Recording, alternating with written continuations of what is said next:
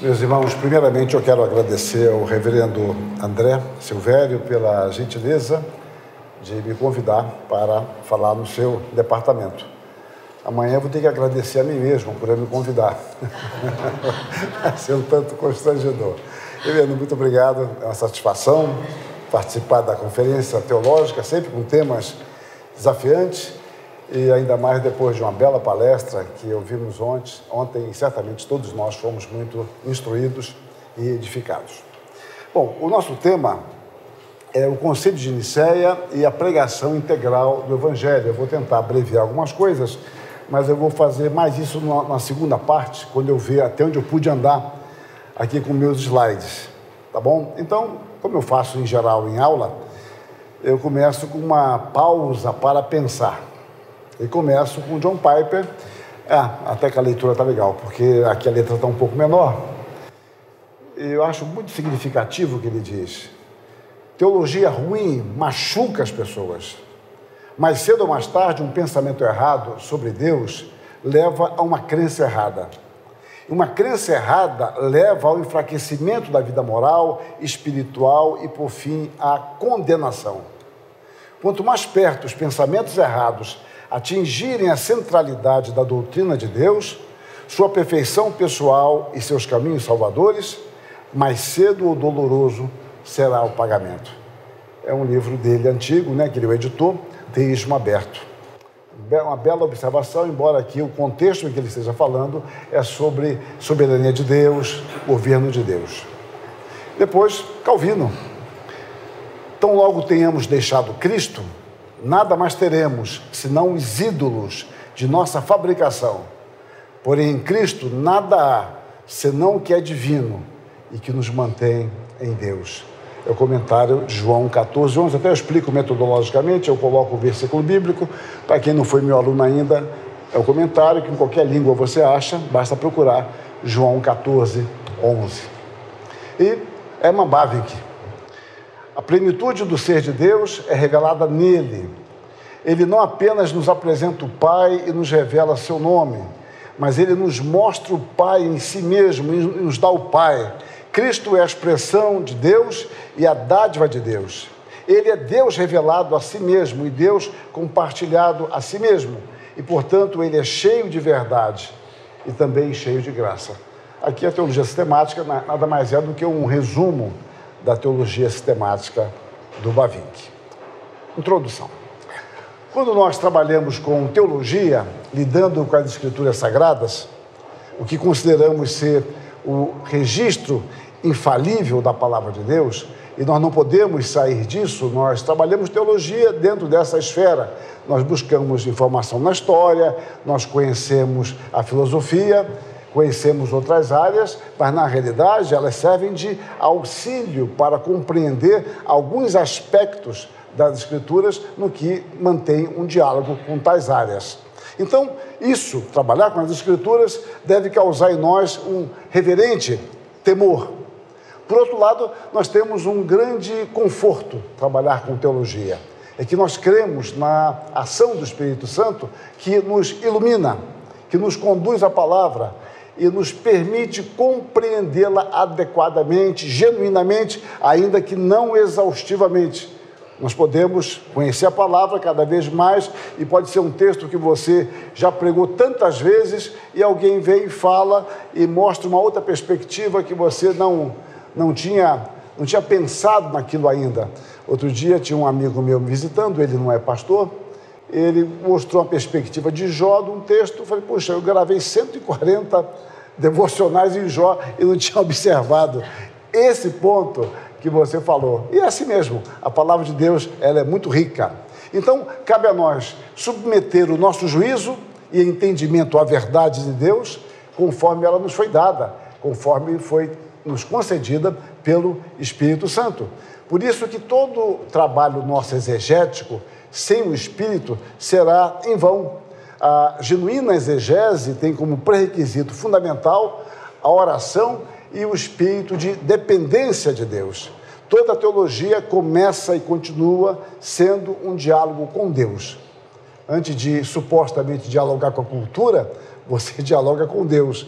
Senão, o seu diálogo com a cultura vai ser apenas no nível horizontal. O diálogo edificante com a cultura começa com o diálogo com Deus, no qual você traz a palavra de Deus para a cultura na qual nós estamos inseridos. E sem esse diálogo, toda a teologia não passa de mexerico. É uma brincadeira que eu faço há muitos anos, de que o teólogo que não conhece Deus, ele faz fofoca. É a teologia do fofoqueiro, do Doeg. Gosta de uma fofoca. Por quê? Ele não conhece Deus, ele está falando de um Deus que ele não conhece. Será uma mera logia sem um conhecimento do teós. Ou seja, eu vou falar, mas eu não conheço o teós. Então, ali não há teologia, um tratado a respeito da revelação de Deus. A conceituação, então, apresentada por Wittsoes aos seus alunos da escola de Franeker, em 1675, parece-nos oportuna. O verdadeiro teólogo é um humilde discípulo das Escrituras. Todavia, tão certo quanto a palavra de Deus é a única regra de fé, assim também é que o nosso teólogo, para que entenda de maneira espiritual e salvadora, deve ser entregue ao ensino interno do Espírito Santo. Portanto, aquele que é discípulo das Escrituras também deve ser um discípulo do Espírito. Ele está certamente inspirado aqui em Calvino, que fala que o Espírito nos ensina na escola da Escritura. É um livrinho que temos em português, O Caráter do Verdadeiro Teólogo. Bom, o nosso desejo deve ser sempre expor com fidelidade a palavra em sua abrangência e vivacidade. Nós procuramos entender todo o desígnio de Deus. É aquilo que Paulo fala quando se despede dos presbíteros de Éfeso e Mileto. Ele anunciou todo o desígnio de Deus, todo o desígnio de Deus revelado. E nós tentamos fazer isso dentro do tempo que nos é permitido enquanto trabalhamos, por exemplo, em determinada igreja. Isso me leva a um capítulo nosso, que é a teologia e o labor teológico, para pensar mais uma vez. A verdadeira teologia é corretamente classificada como original e derivada. Eu gostei dessa classificação que eu não usava, original e derivada. Vocês vão entender daqui a pouco. A teologia original é o conhecimento que Deus tem de si mesmo. Na realidade, esta não difere da essência de Deus. Seria a teologia perfeita e completa. A teologia que procede de Deus. Ele se conhece perfeitamente. A teologia derivada é uma espécie de cópia da original. Primeiro em Cristo, o Deus homem, e em segundo, os membros de Cristo. Alguns membros de Cristo são triunfantes no céu e outros militantes na terra. A teologia dos triunfantes pode ser chamada de teologia dos benditos e a dos militantes é nomeada de teologia dos peregrinos. Esse Johannes Vollebus, ele tem várias figuras interessantes e algumas delas eu vou reutilizar durante a minha fala. A teologia, mais uma vez, um outro personagem, escuta e julga e deixa a Bíblia falar, segundo as suas próprias categorias, a respeito da totalidade da vida, e depois interage com tudo aquilo que tanto a igreja quanto o mundo e cada estudante individualmente tem dito e está dizendo, e também tem feito e está fazendo. A teologia busca a verdade revelada a respeito do Criador, a fim de conhecê-lo por meio de um relacionamento, numa vida de adoração e obediência, a fim de empregar a verdade para a glória divina e a fim de corrigir e dirigir nossos pensamentos e caminhos a seu serviço. Aqui é o J. Parker, num artigo A Teologia e a Leitura Bíblica, num livro Ouvindo a Deus, uma abordagem multidisciplinar da leitura bíblica. Observem que nós estamos vendo teologia como uma relação com Deus, que envolve a sua palavra, a ação do Espírito Santo, que nos leva a conhecer mais a Deus e a adorá-lo e a obedecê-lo. É este âmbito que nós estamos vendo aqui de início. Podemos, então, agora partir para uma definição de teologia, eu chamo de definição operacional, que é a definição com a qual eu trabalho, com a qual eu opero. A teologia é um estudo sistemático da revelação especial de Deus, conforme registrada na Escritura Sagrada, tendo como fim último o glorificar a Deus por intermédio de seu conhecimento, aplicação e obediência à sua palavra. A teologia sempre termina em louvor e obediência. Este é o propósito dela. Frame, talvez um dos maiores teólogos atuais, colocou o valor prático da teologia nos seguintes termos: as nossas teologias nem sequer constituem a melhor formulação da verdade para o povo, para todos os tempos e lugares. A Escritura é isso. As nossas teologias são meras tentativas de ajudar pessoas, geralmente em tempos e lugares específicos, a fazerem melhor uso da Escritura. Está no seu livro A Doutrina do Conhecimento de Deus. É um ponto que eu partilho com ele já há muitos anos que eu penso isso, que a teologia, obviamente, ela não é a Escritura. Infalível é a palavra de Deus, não a nossa interpretação. E nós temos que ter cuidado para não confundir a nossa interpretação com a Escritura. São coisas distintas e muitas vezes muito distintas, e tão distintas que perdem a sua distinção, porque na realidade elas estão longe do sentido que a palavra de Deus nos dá e nos ensina. Contudo, deve ser observado que conhecer a Deus é o alvo maior. Nós queremos conhecer mais a Deus, e esse conhecimento vai se manifestar, como eu já disse, em culto e obediência. Os demais resultados, por mais relevantes que sejam, são secundários. Nós visamos conhecer a Deus. Quando Pedro encerra a sua segunda carta às igrejas perseguidas, às igrejas peregrinas, ele diz: crescei na graça e no conhecimento de nosso Senhor Jesus Cristo. Graça e conhecimento. Ele termina assim, ele não tem uma outra palavra para encerrar a sua carta. O fundamento, então, da teologia é a palavra. O foco é Jesus Cristo, o Deus encarnado. O nosso mestre deve ser do Espírito, falando nas Escrituras. Observe o nosso âmbito, é a palavra de Deus, é o nosso âmbito de trabalho, focando Jesus Cristo sempre como meta, e o Espírito é quem vai nos ensinar por meio da Escritura. O nosso propósito deve ser, então, o conhecimento e a adoração do Trino Deus ou do Deus triuno. Desta concepção, subentende-se aqui uma classificação que eu uso sempre, que é a mesma classificação que foi apresentada há pouco, só que esta aqui, a diferença é de terminologia, é mais de semântica, não é de conteúdo. A ideia de que a teologia, ela nunca é arquetípica, e sim equitípica, ectípica ou ectípica. Vai variar a tradução, cada um traduz de um jeito, porque as palavras não tem no português. A ideia de arquetípica fala de original. Então a teologia, ela nunca é original, ela é uma cópia. Porque o original, a teologia, se é que podemos falar assim, eu digo daqui a pouco, pertence a Deus. Somente Deus tem uma, entre aspas, teologia perfeita, completa e exaustiva. A nossa procura ser uma cópia dessa teologia. E essa teologia, então, ela não é gerada pelo esforço de nossa observação de Deus, mas o resultado da revelação de Deus, de um Deus pessoal. É claro que Deus usa a nossa mente, Deus usa o nosso trabalho, porque Ele sim quis fazer.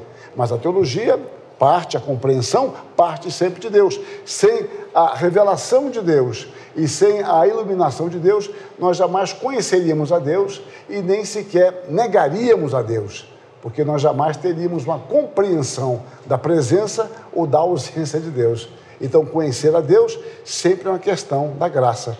Por isso que o ateísmo é uma forma de teologia às avessas. Eu nego algo que, de alguma forma, eu tenho noção de que existe. Só que aí, no caso, é uma teologia às avessas e condenatória. Uma teologia, como eu falei há pouco, arquetípica, se é que podemos falar desse modo, pertence somente a Deus, obviamente. Somente Deus tem um conhecimento completo, perfeito e exaustivo. Em si mesmo, diz o Weitzman, ele é sujeito e objeto de todo conhecimento. E somente Deus pode fazer isso. É por isso que eu sempre brinco falando que quem escreve autobiografia é doido, porque ele é sujeito e objeto de análise dele mesmo. Quer dizer, é uma coisa louca. Um sujeito são não pode fazer isso. Mas acontece. Cara, com 20 anos quer fazer autobiografia. Bom, então, somente Deus, ele em si mesmo é sujeito e objeto de todo conhecimento. Está na sua dogmática reformada, que parece que foi traduzida há poucos anos, há pouco tempo. Bom, somente Deus possui o conhecimento perfeito, arquétipo, ou seja, original, de si mesmo. Por isso, a teologia sempre será o efeito da ação reveladora, inspiradora e iluminadora de Deus por meio do Espírito. Nós sempre dependemos de Deus. E é por isso que a nossa teologia é uma construção limitada, a qual nós apresentamos a Deus. E a teologia não visa ficar fazendo especulações, ela visa conduzir as pessoas mais próximas de Deus, demonstrando isso em culto e obediência. Teologia, então, demonstrativa, que eu chamo aqui. A teologia, como sistematização do que nos foi revelado na palavra, visa tornar mais compreensível a plenitude da revelação. A teologia não é para complicar a vida de ninguém. A teologia não é para eu ficar fazendo abstrações que Deus não me pediu para fazer. Ela visa tornar algo mais claro, sistematizando a verdade bíblica, buscando a orientação de Deus. O Ars McGrath, um autor contemporâneo, diz que a teologia representa a tentativa humana de colocar ordem nas ideias das Escrituras, organizando-as e ordenando-as para que a relação mútua entre elas possa ser melhor entendida. Tanto a teologia bíblica, como nós vimos ontem, faz isso de uma forma, a partir de suas perguntas, como a teologia sistemática também procura fazer isso, ordenar os ensinamentos bíblicos. E é o que nós fazemos quando, em geral, pregamos. Lloyd Jones, um dos grandes pregadores do século XX, falava que algo fundamental para o pregador é ter um bom domínio da teologia sistemática, para que ele pudesse entender aquele texto especificamente dentro de uma visão mais ampla do que a Escritura nos ensina. A tarefa, então, imperativa do teólogo dogmático é pensar os pensamentos de Deus, de acordo com ele, e estabelecer sua unidade. A sua tarefa não termina até que ele tenha absorvido mentalmente essa unidade e a tenha demonstrado em uma dogmática. Sendo assim, ele não vai à revelação de Deus como um sistema pronto para, da melhor forma que puder, forçar o conteúdo da revelação a encaixar-se dentro dele, né? É como aquela brincadeira que acontecia antigamente, né? Professor, eu já tenho o sermão pronto, só falta o texto, né? Um pequeno detalhe, né? Já tem tudo prontinho, até o apelo está no final. Então você não vai com um sistema pronto, hermenêutico, estranho às Escrituras e tenta impor a Escritura para que ela se encaixe. Pelo contrário, até mesmo em seu sistema, a única responsabilidade do teólogo é pensar os pensamentos de Deus, de acordo com ele, e reproduzir a unidade que está objetivamente presente nos pensamentos de Deus e foi registrada para o olhar da fé na Escritura. Esta unidade que existe no conhecimento de Deus, contido na revelação, não está aberta a dúvidas. Recusar-se a reconhecê-la seria cair no ceticismo, na negação da unidade de Deus. Agora Jabavique, na sua dogmática, volume 1. A teologia, portanto, ela nada tem a dizer fora das Escrituras. Olha, a Bíblia não diz, mas minha opinião... eu não estou interessado. Se a Bíblia não diz, alguém quer dar opinião, quer dizer, o que ele vai dizer além do não sei, se a Escritura... Opa, apertei aqui errado. Se a Escritura nada diz, né? Se ela nada fala sobre isso. Então, ela nada tem a dizer além da palavra de Deus. Continuando, ela não substitui nem a completa, antes deve ser a sua serva. Esse negócio do jeito de começar a fazer sermão com os comentários bíblicos está totalmente fora de questão. Eu vou começar pelos comentários, vou ver o que o texto diz. Né? Quem sabe o texto concorde com o comentário. Né? É uma coisa muito ingênua e pecaminosa, não é? Então, a teologia não substitui a palavra. A teologia, ela brota dentro da intimidade da fé daqueles que cultuam a Deus e comprometem-se com a edificação da igreja. Então não há um eu e o tu no sentido de separação.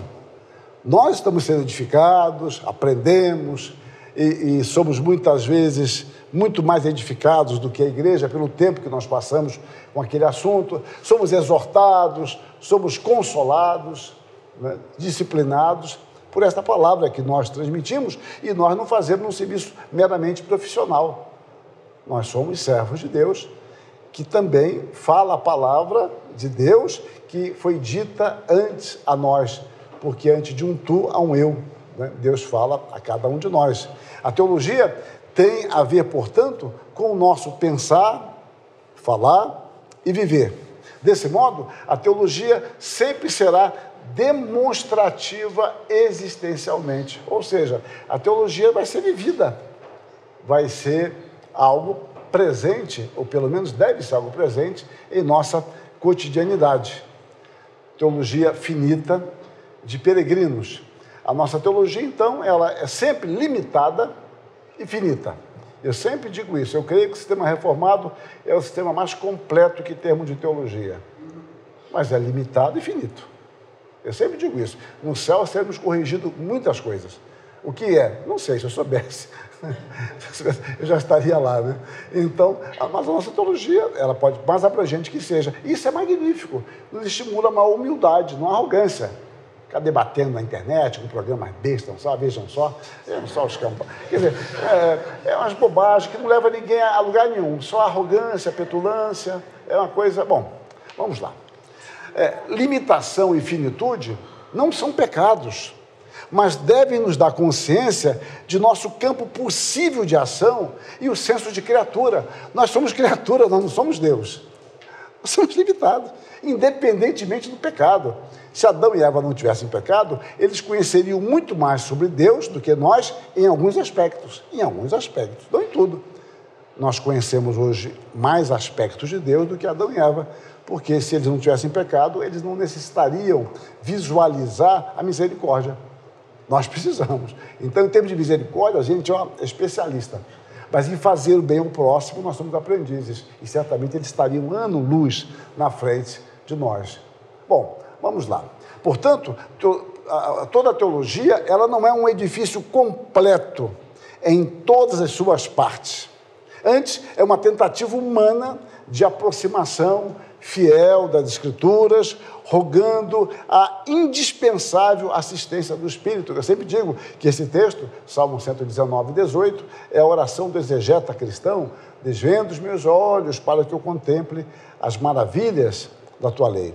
Por isso mesmo, a teologia deve permanecer sempre aberta à correção e aperfeiçoamento proveniente de uma compreensão mais profunda e abrangente das Escrituras, acompanhada pela essencialidade da iluminação do Espírito. É uma questão metodológica, gente. Metodológica. Como assim? Se nós sabemos que somos limitados, nossa compreensão não é exaustiva, será que eu já aprendi tudo? Meu sistema abrange toda a realidade? Ou a Bíblia tem mais coisas para me ensinar que eu ainda não sei? Certamente tem. Certamente tem. E é Deus conduzindo a igreja ao longo da história a uma compreensão mais ampla desta verdade. É um princípio que nos mantém sempre com muita humildade, com muita atenção, com muita reverência para com a palavra de Deus. Então, nesse propósito, como igreja militante, ela elabora uma teologia de peregrinos, como uma direção humilde para os peregrinos que vivem no mundo de Deus, que somos nós, buscando compreender e vivenciar de forma autêntica as etapas de sua jornada, caminhando juntos em procissão, até que cheguemos ao nosso destino, que é sermos conformados plenamente à imagem de Cristo, na glorificação futura. Então, e o Senhor, então, Jesus volte para nos conduzir em absoluta segurança para o lugar que Ele mesmo foi nos preparar. A peregrinação, então, já terá acabado. E agora teremos a teologia dos benditos, a teologia perfeita no sentido que não haverá mais ruídos, não será exaustiva, porque nunca será exaustiva, porque nós nunca teremos uma teologia completa de Deus, porque se assim fosse, nós nos tornaríamos deuses. Mas será uma teologia sem o ruído do pecado, e eternamente vamos conhecer mais a Deus. no céu, na cidade de Deus. Então teremos, que eu falei há pouco, uma teologia dos benditos. Estaremos de volta à nossa terra natal. Aquele hino que a professora Raquel deve lembrar. Eu falo deve lembrar, não é pela idade, obviamente, mas é porque, como pianista, organista, toca o Da Linda Pátria Estou, né? O antigo 403 dos Salmos e Hinos. Não, já não é do seu tempo, isso aí já é coisa mais antiga. É do tempo do Reverendo Rubens. Reverendo Rubens é o digníssimo pastor da professora Raquel e fomos colegas de seminário. Então, é hino que fala de voltar à terra, voltar à sua terra. Nós somos peregrinos, nós desejamos voltar à nossa terra porque Deus nos criou assim.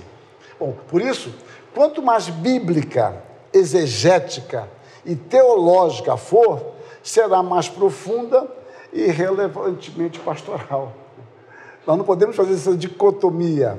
Quanto mais profunda for a teologia, melhor condições ela terá de ser melhor pastoral. Não quer dizer que vai ser, mas por culpa sua. Mas quanto mais elementos nós tivermos bíblicos, nós teremos mais condições de apresentar o Deus das Escrituras de forma mais clara, evidente e aplicável àquelas situações que as pessoas se encontram. As perguntas ao texto podem assumir configurações diferentes conforme as nossas indagações pessoais, sociais e acadêmicas. Todavia, sempre devem conduzir o povo a conhecer mais a Deus e a se relacionar com Ele em santo temor. Você faz perguntas diferentes, circunstâncias diferentes, mas essas perguntas devem sempre redundar numa maior aproximação de Deus.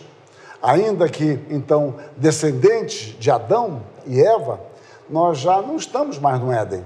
Por isso, além do pecado que nos influencia, devemos nos lembrar que pensamos e vivemos teologia em meio a um mundo com as suas lutas próprias resultantes do pecado, aguardando e gemendo por sua restauração. E nós estamos nisso, nós somos pecadores também, caímos muitas vezes em pecado, nos soerguemos pela misericórdia de Deus, temos angústias, temos aflições. Eu estava esses dias lendo sobre Ezequias e fala que ele foi o rei que mais confiou em Deus. Não teve ninguém antes dele, nem depois dele. Falei, caramba, mas daqui a pouco ele escorrega. Daqui a pouco ele está dizendo para o rei Senaqueribe, eu errei. Errou nada, o erro foi dizer que errou, porque ele errou quando não obedeceu ao rei. Mas era o homem que mais confiava em Deus, mas ali ele errou. Depois ele volta, ele retorna. Então, esses somos nós, pecadores, que lutamos também, estamos aprendendo, e a nossa responsabilidade é muito séria de apresentar a palavra de Deus com fidelidade, autoridade, entendendo que essa palavra primeiro fala a nós. Algumas aproximações, revisões e reflexões. Eu peguei aqui algumas ideias apenas. Do Poitresse. Esse livro foi até citado ontem. Esse livro eu não sei, mas o autor foi citado. Eu gosto muito desse autor. É pena que ele não é tão conhecido no Brasil e ele não pôde vir aqui nos congressos nossos. A melhor teologia nos ajuda a transformar nossa mente. Teologia é um resumo do ensino da Bíblia sobre vários assuntos. Nós aprendemos teologia na própria Bíblia, é claro. E a Bíblia é a única fonte escrita infalível para tal ensino. Devemos usar a Bíblia enquanto peneiramos as ideias boas das más nos escritos humanos. Ou seja, você não vai peneirar a Bíblia a partir dos escritos humanos. Você toma como referencial absoluto a palavra e você vai aprendendo. E a partir da palavra você vai analisando a realidade. Esse livro dele é muito bom, O Senhorio de Cristo. Depois, ele novamente, mas em outra página, nenhuma tradição teológica é perfeita. Pecados e caminhos errôneos afloram dentro de qualquer tradição histórica, inclusive a nossa. Pense sempre nisso. Cantem um corinho, a começar em mim. Então, vamos começar em nós, tá? Qualquer tradição. Como vimos, Volebius denomina a teologia elaborada pelos fiéis que militam ainda nessa vida de teologia dos peregrinos. O objetivo, então, diz o Horton, da boa teologia é humilhar-nos diante do Deus Trino de majestade e graça. Os antigos teólogos da Reforma e da Pós-Reforma estavam tão convictos que suas interpretações estavam muito distantes da majestade de Deus, que eles chamavam os seus resumos e sistemas de nossa humilde teologia, e uma teologia para peregrinos no caminho.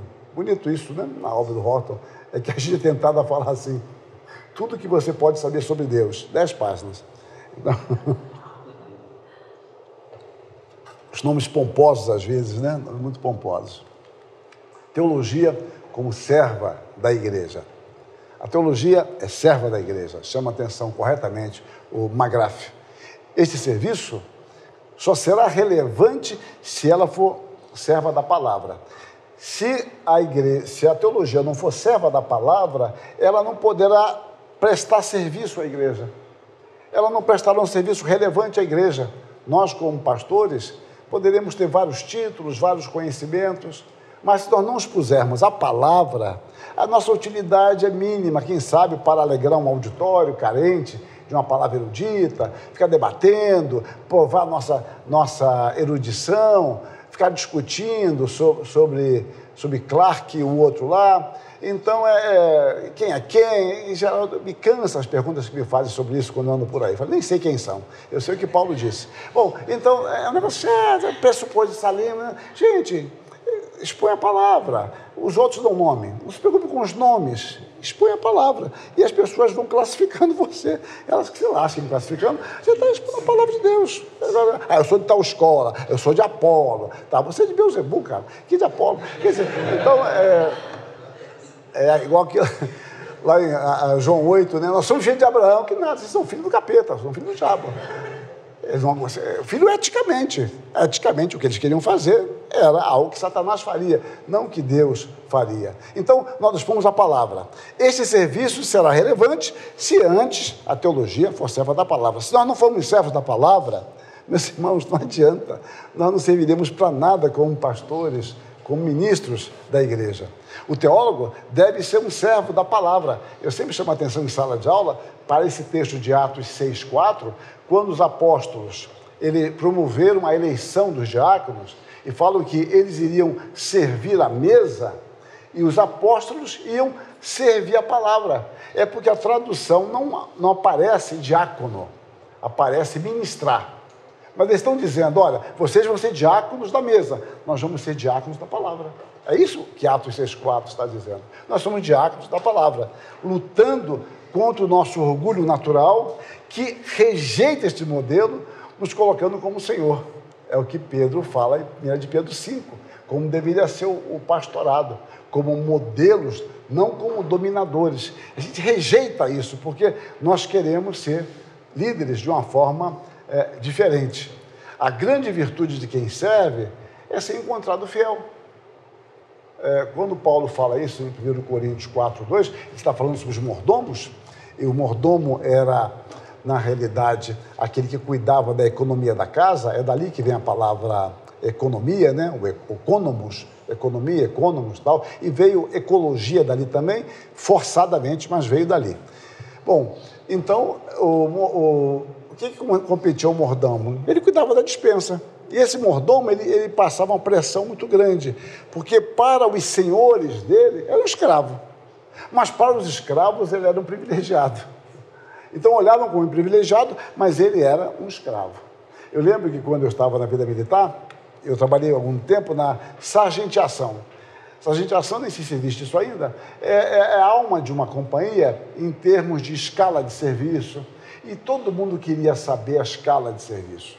Quinta-feira, sexta-feira, era difícil, porque eu não podia revelar. Então, para eles, eu era um privilegiado, que escapava de algumas encrencas. Por outro lado, eu não podia dizer quem estava escalado para sábado ou domingo, né? Em geral, era o 666. Então, ele estava escalado por serviço lá qualquer. Mas, então, era um problema. Para o sargento, eu era um soldado. Para o soldado, eu era um privilegiado. E você ficava ali, meio termo, tentando administrar isso. Então, o que se esperava, fundamentalmente, de um mordomo, é que ele fosse fiel na administração daquilo. É isso que se requer. O que se requer de nós é que sejamos fiéis na exposição dessa palavra. O teólogo não pode ter outro propósito do que glorificar a Deus por meio da compreensão fiel das Escrituras e no seu ensino ao povo de Deus. Somos responsáveis diante de Deus por aquilo que ensinamos. É por isso que nós não precisamos ser precipitados.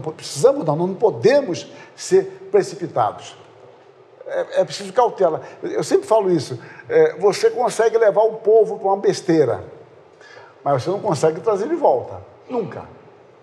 Todas as vezes que você conduz erradamente e quer trazer de volta, muitos se perdem pelo caminho. Muitos se perdem. É impressionante isso que acontece. Então, você tem que ter muita cautela. Movimento do dente de ouro. Esse aqui já passou há muito tempo, mas esse aqui era avassalador. O movimento dos 12, G12, sabe o que era? Do 12, olha, era influência, até editoras publicando livros sobre isso, tal. Eram os congressos de reavivamento, transavivamento, missional, etc. São modas para cá e para lá. Tenha cautela. Não estou dizendo que está tudo errado. Nesse caso está. O que eu estou dizendo é que você tem que ter cautela na avaliação das coisas. Porque você pode ensinar errado, gente, é um negócio muito sério. Quando eu perco meu dinheiro, é meu dinheiro, é meu. Eu perdi, fiquei com raiva, mas é meu. Não estou prejudicando a ninguém. Quando você está no campo espiritual, a coisa é muito mais séria. Você levar pessoas ao equívoco, ao esfriamento na fé, ao distanciamento, porque você simplesmente se empolgou. É preciso calma, avaliar, um juízo crítico, provar as coisas, verificar. Então, nós somos responsáveis diante de Deus pelo que ensinamos. Biblicamente, a autoridade de quem ensina é derivada da fidelidade aos ensinos de Deus, não a sua criatividade independente da fidelidade ao ensino da palavra. Quando você pega Deuteronômio, a ênfase toda é de que ensinasse a palavra, que transmitisse a palavra. E nós estamos numa correria tão grande, e isso tende a piorar, que às vezes eu converso isso. Eu conheço uma porção de gente famosa, que meus alunos me falam, só não me falam o que aprenderam. É assim, fulano é bom, cara, fulano teve lá. O que você aprendeu? Vamos cantar um corinho? Quer dizer, porque não tem. A ideia do nome, a pessoa que vai falar, isso torna algo muito relevante, mas e o conteúdo? O que você aprendeu ali de fato? Então, observem, não há pompa nenhuma. A centralidade está em Deus, a autoridade de Deus não é quem fala, não é de quem vai falar. A autoridade provém de Deus. A palavra de Deus é exposta fielmente, com reverência, com unção, ou não. Não importa quem está dizendo, quem está pronunciando aquilo. Então, assim sendo, para que estudar teologia, se isso terminar em mera reflexão, sem relação alguma com a nossa ética? Aí você chega no púlpito e eu quero fazer uma reflexão com vocês. Reflexão faz com sua esposa lá em casa, sua casa. Eu quero fazer meditação. Meditação você faz no culto doméstico. Você não vai meditar, você vai expor a palavra. Você é um profeta de Deus. Assim diz o Senhor. Reflexão fica lá você fazendo com seu filho uma reflexão, tal, uma meditação. Você não medita, você expõe a palavra. E nós vamos pegando hábitos. É impressionante, eu não sei como é que acontece, que os hábitos bons e maus, eu tenho visto mais os maus, se alastram. Por exemplo, não tem nada a ver com a minha palestra, mas só para ilustrar, para dar um refresco para vocês, simbólico, um kisuke espiritual aqui, vamos lá. Parece que a sede de todo mundo aumentou. A sede é um negócio impressionante, não sei se o calor da terra aumentou, está gerando isso, porque o crente tem muita sede. Eu não vou em uma igreja que o miserável, nosso irmão é melhor, o nosso irmão não saiba beber água. É um negócio impressionante isso, mas eu vou lá no interior, não vou dizer que cidade foi, lá no Raio que Parta, e tem sede. Eu estou aqui, o cara tem sede, eu vou lá no sul, o cara tem sede. Mas, gente, é uma coisa impressionante. E eu me alegro quando ele traz garrafinha. Aí, pronto, a chuquinha. Aí vai. Gente, é um negócio. Não, eu estou ilustrando. Como é que essa coisa pegou? Eu não sei como pegou. Independe de teologia. Reformada, menina, que seja. O crente está mais sedento de água. Bom, então, voltemos aqui. Nós não vamos fazer apenas reflexões, meditações, vamos expor a palavra de Deus. Qual a importância da teologia se não nos dispormos a glorificar a Deus no seu conhecimento e praticar a sua verdade descobrindo a alegria da obediência aprendida. Porque obedecer a Deus nem sempre é alegre, mas nós vamos aprendendo, como diz o Salmo 40, aprendendo a nos alegrar na obediência a Deus. É um processo de aprendizado. A teologia, diz o McGrath mais uma vez, é a reflexão sobre o Deus que os cristãos cultuam e adoram. Então, eu não faço teologia num ambiente. Eu vou usar uma figura que eu gosto dela. Minhas figuras são muito ingênuas, mas se são teólogos, apliquem depois melhor. Que tinha um desenho animado que não é do tempo de ninguém, só o Ronaldo lembra. O Ronaldo deve lembrar, aqui, o mais próximo de mim aqui, em termos de idade, embora 10 anos mais jovem. Embora não pareça, é verdade, parece 20 anos mais jovem. Calma, parece 20 anos mais jovem. Você não deixa eu acabar a frase? Bom, tinha um desenho que eu gostava daquele desenho, que era um cão pastor. Eu sempre falo cão pastor, não é cão reverendo, é um cão pastor, diferente. É um cão pastor com uma raposa, ia trabalhar junto, abraçado, batia o cartão e tal. E quando batia o cartão, viravam inimigos. A raposa, que alguns dizem que é coiote, eu não sei, eu acho que é raposa. Bom, ia pegar as ovelhas e o cachorro batendo, atirando, etc. O desenho todo é esse. Aí teve um momento que a raposa pegou, aliás, o cachorro pegou aquela raposa. Ele pegou o cachorro grandão, né? E pega assim, aquele pescocinho fino, né? Dá um soco, aí na árvore terminou o expediente. 5 da tarde olhou, ele colocou no chão, esticou o pelinho dele, até amanhã, falou, amanhã, sei lá, tal. Eu digo isso, eu aplico isso dizendo que são os teólogos de período, de expediente. Ali eles eram inimigos no expediente. Então, você é teólogo apenas em alguns momentos. Saiu dali, acabou o seu expediente, não, agora eu vou ter a vida normal, chega de teologia. Não é isso, meus irmãos. A teologia é a reflexão sobre o Deus que os cristãos cultuam e adoram. Nós não estamos terceirizando teologia. A teologia faz parte da nossa vida. Ela respeita o nosso pecado e nós negamos muito a nossa teologia. Eu estou falando a partir de mim. Negamos na nossa prática. Mas a luta nossa é por viver essa teologia, que fala de um Deus que nós cremos, a quem nós oramos, a quem nós buscamos orientação, a quem nós confessamos nossos pecados. A esse Deus, é dele que nós estamos tratando. Então, sem tentar fazer uma linha demarcatória muito rígida, o que sabemos ser inexistente, temos de enfatizar que o interesse puramente acadêmico pela teologia é incapaz de contribuir por si só para a solidificação da teologia e da fé da igreja. Eu pessoalmente, é uma dúvida, é a dúvida mesmo. Eu tenho dúvida se a proliferação de teologia tem feito bem a igreja. Não estou falando de cursos teológicos, não, para formar pastores. Eu estou falando da proliferação. Eu dou aula em lugares que entram por ano 500 alunos. Eu participo de curso que forma 300 alunos. O que a gente vai formar aqui não sei quantos anos, lá eles formam num semestre. E eu não sei até que ponto isso tem feito bem à igreja, a ideia de um interesse supostamente acadêmico pela teologia, porque não quer ser pastor, não quer servir a igreja, e vai fazer o quê? Aí eu vou brigar para o MEC reconhecer o curso de teologia, porque na realidade eu não quero perder meu tempo, né? Eu quero ter uma forma de arrumar um emprego para mim, tem que criar então um emprego para o teólogo. É uma coisa... E já não é de hoje essa preocupação, já é de muito tempo que eu tenho comigo. Bom, mas continuemos aqui. Deste modo, o que deve caracterizar o teólogo, ou o pensamento reformado, além de sua convicção na autoridade infalível das Escrituras, é a sua obediência, a sua busca por uma obediência sincera à palavra de Deus. A academia sem fé não elabora a teologia, é só conversa fiada, ela não elabora a teologia. E a teologia brota dentro da intimidade da fé. Não é que você fica contemplando, não, você tem que estudar seriamente. Mas você estuda a respeito de um Deus que você conhece, um Deus que você crê, um Deus a quem você ora, um Deus a quem você confessa os seus pecados, arrependido, que busca até mesmo que ele fortaleça a sua fé, que tem andado cambaleante. A teologia é uma expressão de fé da igreja, amparada na Escritura. E a Escritura vai corrigir as nossas expressões de fé, porque elas podem estar equivocadas, eu interpretei errado, compreendi errado, por isso que é uma expressão de fé da igreja amparada na Escritura. A Escritura sempre é que vai corrigir.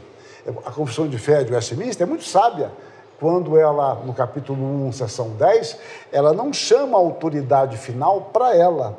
Ela faz que o juiz supremo é o Espírito falando na Escritura. Ou seja, é algo que vai além da sua autoridade. A vocação teológica para o discipulado e ensino. O ensino está associado necessariamente ao aprendizado. Calma, isso não é tão óbvio como pode vir a parecer. Um bom mestre deve continuar sendo um bom discípulo. Você não se forma na escola do Senhor. O Senhor, agora estou no mesmo nível aqui. Não. Somos sempre discípulos. Mestre, portanto, acabado no sentido de pronto, embora alguns também acabados. Mas mestre pronto, acabado, é uma contradição de termos. E pior, de vivência. Ele já morreu, não sabe. Ele acabou. Ele já não tem mais prazer em aprender. Se você não tem prazer em aprender, você não vai ter prazer em ensinar. Porque a coisa magnífica é você gostar de aprender. E você quer ensinar. Eu sempre digo, desses anos que eu leciono, é que a melhor matéria de lecionar é aquela que você está atualizando naquele semestre. A matéria que você está atualizando, está lendo sobre aquele assunto, ela pode não ser a mais importante, mas naquele semestre se torna. Porque você está aprendendo coisas e tem muita vontade de transmitir aquele aprendizado. Talvez não precisemos fazer cursos de educação continuada, mas certamente necessitamos transformar a nossa vida em um curso contínuo de aprendizagem. Quanto mais dispostos a aprender estivermos, mais teremos condições de ensinar com competência, autoridade e modéstia. Nunca podemos nos desvincular disso. O ensino provém de Deus. A modéstia, ela será reforçada pela compreensão de que também estamos caminhando no aprendizado e, mais ainda, nas lutas por praticar o que aprendemos. E é tão bom poder compartilhar com a igreja, com seus alunos, escola dominical, onde quer que seja, de que você aprendeu aquilo aqueles dias.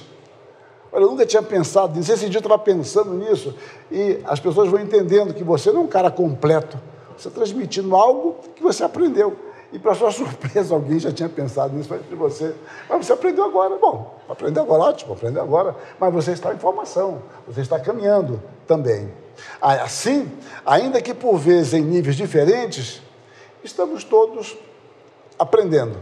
O mestre é aquele que aprende e, de repente, ensina. De repente, mas ele aprende.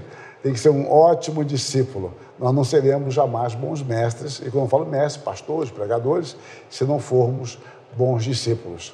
De certo modo, todos nós somos autodidatas, porque tendemos a aprender o que filtramos dos outros, selecionamos e internalizamos. As nossas sínteses tornam-se imperiosamente em nossas pressuposições e guias para analisar a realidade. A palavra do teólogo Wittsus, no discurso inaugural da Universidade de Franeker, que eu já citei, não essas palavras, mas já citei o discurso, ele diz: pois ninguém ensina bem, a menos que tenha primeiro aprendido bem. Ninguém aprende bem, a menos que aprenda com o objetivo de ensinar. E aprender e ensinar são inúteis e infrutíferos, a menos que venham acompanhados de prática. Ou seja, nós queremos praticar, nós não queremos apenas acumular conhecimentos, nós queremos vivenciar o que estamos aprendendo. Então, o trabalho do teólogo, como aquele que fala, logos, a respeito de Deus, teós, é grandioso e modesto. Ele é grandioso pelo seu tema, a universalidade de seu conteúdo e sua abrangência de eternidade a eternidade. Nosso tema é Deus. A universalidade do seu conteúdo é porque abarca todo o ser humano e abarca toda a nossa vida. E a abrangência é porque é de eternidade a eternidade. Deus, o homem em relação a Deus, as suas múltiplas relações na história e o seu estado definitivo com o Senhor na eternidade. Esse é o escopo da teologia. Vocação assombrosa. Isso é assombroso. Teologia é uma graça, eu gosto de chamar isso, eu tenho usado isso de vez em quando em textos meus, é uma graça terrificante. Após escrever isso, a primeira vez, eu recordei-me do já mencionado discurso inaugural de Wittgenstein. Ministrou aos seus alunos e uma audiência de toda a província em Frânica. Eu sou, ao mesmo tempo, assombrado por um grande e bem fundamentado medo de falhar em cumprir exatamente o trabalho que me foi designado. Porque, como eu falei, você pode errar em áreas da vida e isso angustia muito. Você errar, você levar pessoas ao equívoco. Determinados profissionais são muito cautelosos. Converse com o médico, por exemplo. Como ele é cauteloso. Doutor, posso tomar esse negócio? Depende, é melhor saber isso, aquilo ali, sua pressão, etc. Ele é cauteloso, porque aquilo envolve vida. Vida ou morte, pode levar você a um problema mais sério. Nós lidamos com vida eterna. E temos que ser muito cautelosos no nosso ensino. É um trabalho assombroso mesmo. O Senhor é um Senhor tremendo. E esse Senhor tremendo, é Ele quem nos chama. É somente, diz Calvino, pela vocação divina que os ministros da igreja se tornam legalmente efetivados. Quem quer que se apresente sem ser convidado, seja qual for a erudição ou eloquência que o mesmo possua, esse não recebe autoridade alguma, porquanto não veio da parte de Deus. Ele está comentando João 1,31. E essa questão da erudição, eloquência, tem surgido muitos grupos bem intencionados, de líderes da igreja que têm uma boa erudição, pregam melhor do que a gente, boa oratória, e eles, por isso, imaginam que podem ser pastor. Uma vez um sujeito bem intencionado, tinha um trabalho bom na casa dele, ele me perguntou o que eu achava dele ser pastor. Eu falei, só se você for louco. Ele desistiu. Bom, mas se você não foi chamado, como é que você vai... Porque você quer ser pastor. Se for chamado, Deus já condiciona, vai dar condições. Agora, você, porque você gosta de evangelizar, você vai ser pastor? São coisas distintas. Pode ser um sinal ou não, Mas não é pela nossa erudição ou eloquência que isso envolva necessariamente um chamado. O salmista se alegra no temor de Deus, ciente, então, da majestade de Deus. Porque grande é o Senhor e muito digno de ser louvado, temível, mais que todos os deuses. Celebrem eles o teu nome, grande e tremendo, porque é santo. O nosso santo temor, acompanhado de uma atitude condizente, alegra o Senhor. O Senhor se alegra com o seu povo. A palavra nos ensina que Deus abençoa os que o temem. Ele abençoa os que o temem, o Senhor, tanto pequenos como grandes. Por outro lado, mesmo havendo teólogos geniais, pelo que devemos ser gratos a Deus, este não é o ponto essencial. Eu falo isso com muita alegria, viu? Este é um ponto essencial, eu me sinto mais à vontade aqui. O que, deixando-me um pouco aliviado, me permite ficar mais à vontade. A função do teólogo não é revelar mistérios ou esclarecer o não revelado, mas sermos fiéis ao que Deus nos confiou em sua palavra. Então, a genialidade Deus pode dar a muitas pessoas, sem dúvida, mas não é isso que vai caracterizar o servo, mas sim a fidelidade à sua palavra. Não somos videntes nem intérpretes, juramentados de Deus. Olha, a minha interpretação é a única possível e essa é a derradeira e final. Teologia completa e definitiva é uma contradição e ilusão pecaminosa. Reparem, a nossa teologia pode ser a mais completa possível. Pode ser. Vamos descobrir isso no céu. Nós caminhamos buscando compreender, defendendo o que cremos, pesquisando, estudando, pedindo a direção de Deus. E pronto, é isso. Estamos sempre abertos ao aprendizado dessa palavra, porque a palavra de Deus é mais rica do que qualquer credo e do que qualquer confissão. Então, seria uma tentativa insana de pensar em teologia definitiva, de elaborar um sistema, que eu estou criando neologismo aqui, né?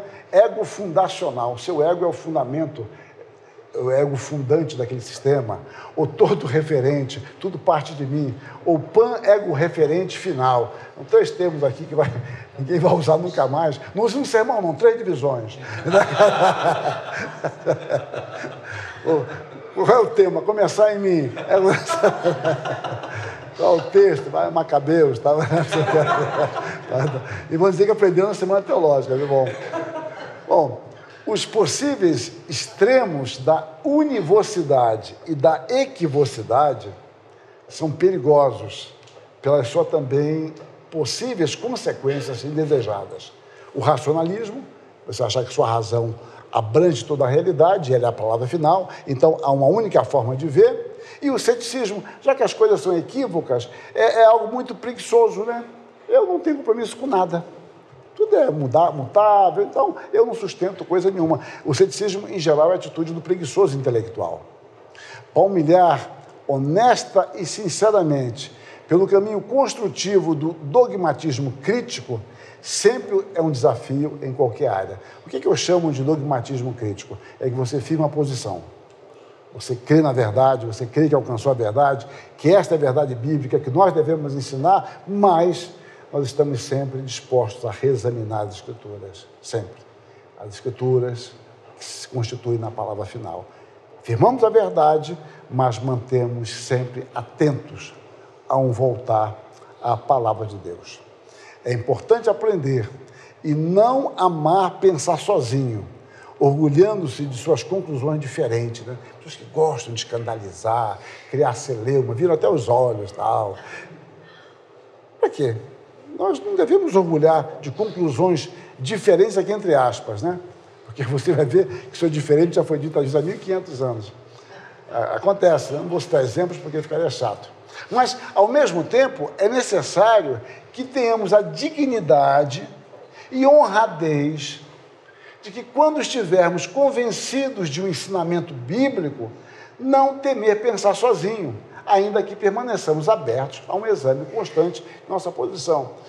Sintetizando isso numa frase que eu uso há muito tempo, é que você não pode gostar de pensar sozinho ou amar pensar sozinho, mas não deve ter medo de pensar sozinho.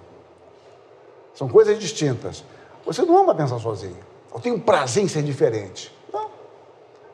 Mas você também não pode temer se chegar a uma conclusão diferente e manter aquela conclusão até ser convencido ao contrário, se for o caso. São posições distintas que eu creio que são 2 boias que estabelecem um limite para nós. De certa forma, todos somos ortodoxos, né? Temos uma posição reta, correta. Isso porque esses 3 elementos estarão sempre presentes em nossas elaborações. A verdade, toda ortodoxia tem isso. A verdade existe, ela é conhecível e a posição que sustentamos é verdadeira. Então, toda ortodoxia tem esses 3 elementos. Eu creio que ela existe, eu creio que ela é acessível e a posição que eu sustento é verdadeira. Se afirmarmos isso de forma negativa, seremos ortodoxos da mesma forma. Na prática, a nossa doxia é ortodoxia. A doxia do outro é heterodoxia. Plagiando aqui, me inspirando em Jean-Paul Sartre, eu diria que heterodoxo é o outro. Né? É o outro. Mas tem mais aqui. Antes que eu me esqueça, a recíproca também é verdadeira. Eu sou heterodoxo para a doxia do outro, se eu penso diferente do outro. Então, a cautela. Eu creio que é o estudo sincero, humilde, buscando a direção de Deus e uma humildade no aprendizado. E nós podemos aprender em lugares que nós não suspeitamos, podemos aprender com os contrários. E isso não quer dizer que você vai se tornar, entre aspas, liberal. Não.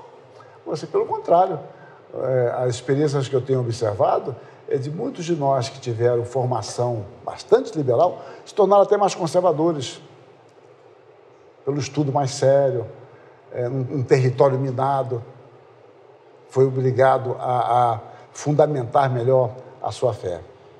O perigo do autopastoreio. Paulo diz que o presbítero não deve ser arrogante.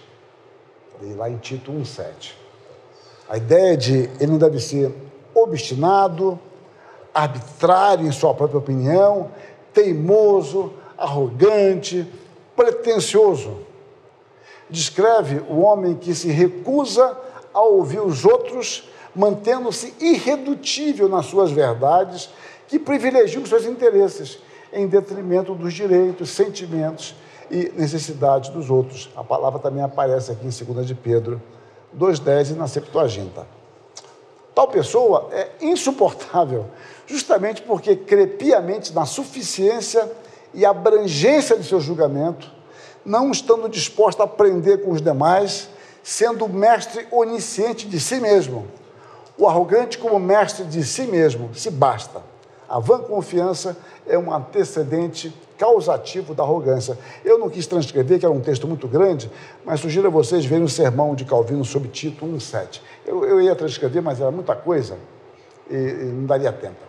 Bom, é lamentável constatar historicamente que os cismas promovidos dentro das igrejas, quer pela parte que supostamente permaneceu fiel, quer pela parte que saiu julgando-se fiel, infiel é o outro, heterodoxo é o outro, herege é o outro, são em geral iniciados pelos líderes locais. As grandes heresias na história começam da liderança. Pode observar, os líderes que começam as heresias. Os crentes são mais fiéis do que os líderes, muitas vezes. Muitas vezes isso ocorre pela presunção de entender que a sua percepção é de todo suficiente, então não precisa ouvir mais ninguém. Todos estão equivocados. Somente ele tem a visão e prática corretas. O que, em geral, não percebemos é que tenderá a acontecer de outros a se pensarem desse novo grupo, dentro desse grupo. Então, em geral, um grupo que divide de novo. É muito interessante. Um grupo que divide, ele pegou o espírito cismático. Ele cisma com uma coisa, aí faz um cisma. Então, é um grupo cismático, porque agora tem alguém com a interpretação nova, e etc., e ele acha que é dono da verdade, e assim caminha. Isso costuma ser infindável ao longo dos anos. Eu pulo aqui um pouco e continuo. O amar pensar solitariamente, que eu falei há pouco, pode nos conduzir a armadilhas, empobrecimento teológico, esquisitices teológicas arrogantes e presunçosas, em que nada edificam. Fazer uma analogia, se coincidir com alguém, receba. Fazer o quê? Mas, por exemplo, se você se casa, as suas esquisitices são amenizadas pelo seu cônjuge. Às vezes, meio bruscamente. Porque um serve de limite para o outro em muitas coisas. Você queria fazer de uma forma, você aprende com o outro que não é bem assim. O outro quer fazer de uma forma e aprende com você que não é bem assim. E aí vocês vão caminhando, vão aprendendo, fazendo concessões. Quando você fica muito tempo solteiro, aí é a profecia aqui, você não tem limites. O seu juiz é aquele lá que não ouve ninguém. Você é seu juiz, então, se eu gosto disso aqui, eu gosto, acabou. Ninguém vai me dizer que aquilo está errado. Eu nem sequer encontro limites para mim mesmo. Então, o pensar solitariamente, e se você gosta disso, gente, é perigosíssimo, porque as pessoas nem sequer vão conversar com você. E se conversar, você não quer ouvir ninguém também. Então, você se encaminha cada vez para mais distante de uma consistência bíblica. É uma tendência natural. Por outro lado, temer pensar sozinho pode obstruir o caminho de uma compreensão mais ampla da palavra e, consequentemente, de nos edificar com isso, bem como a Igreja de Deus. Isso faz me lembrar de Lutero, na Dieta de Worms, em 1521, quando, diante do imperador dos príncipes e dos clérigos, é pressionado a negar sua fé. Ele pede algumas horas, pensa, argumenta e, por fim, estabelece o padrão de seu pensamento e fé. Estou vencido pelas Escrituras, por mim aduzidas, e minha consciência está presa nas palavras de Deus. Não posso nem quero retratar-me de nada, porque agir contra a consciência não é prudente nem íntegro. Então, observe isso, né? Ele não amava pensar sozinho, mas ele estava convencido pela palavra. Então, me mostra a palavra que eu estou disposto a mudar quanto a isso. Então, ele não teve medo de, naquelas circunstâncias, pensar sozinho. Os riscos da teologia.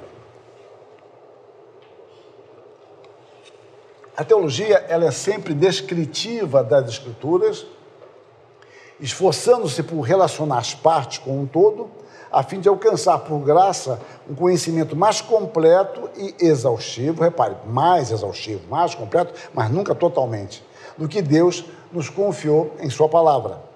Em nosso trabalho, corremos o risco de desprezar a teologia por meio de uma falta de seriedade para com a palavra de Deus, ou valorizá-la por uma perspectiva errada, atraindo para nós os holofotes, desejando cada vez mais sermos aceitos e reverenciados devido à nossa inteligência, eloquência e, por vezes, pela ousadia de nossas afirmações.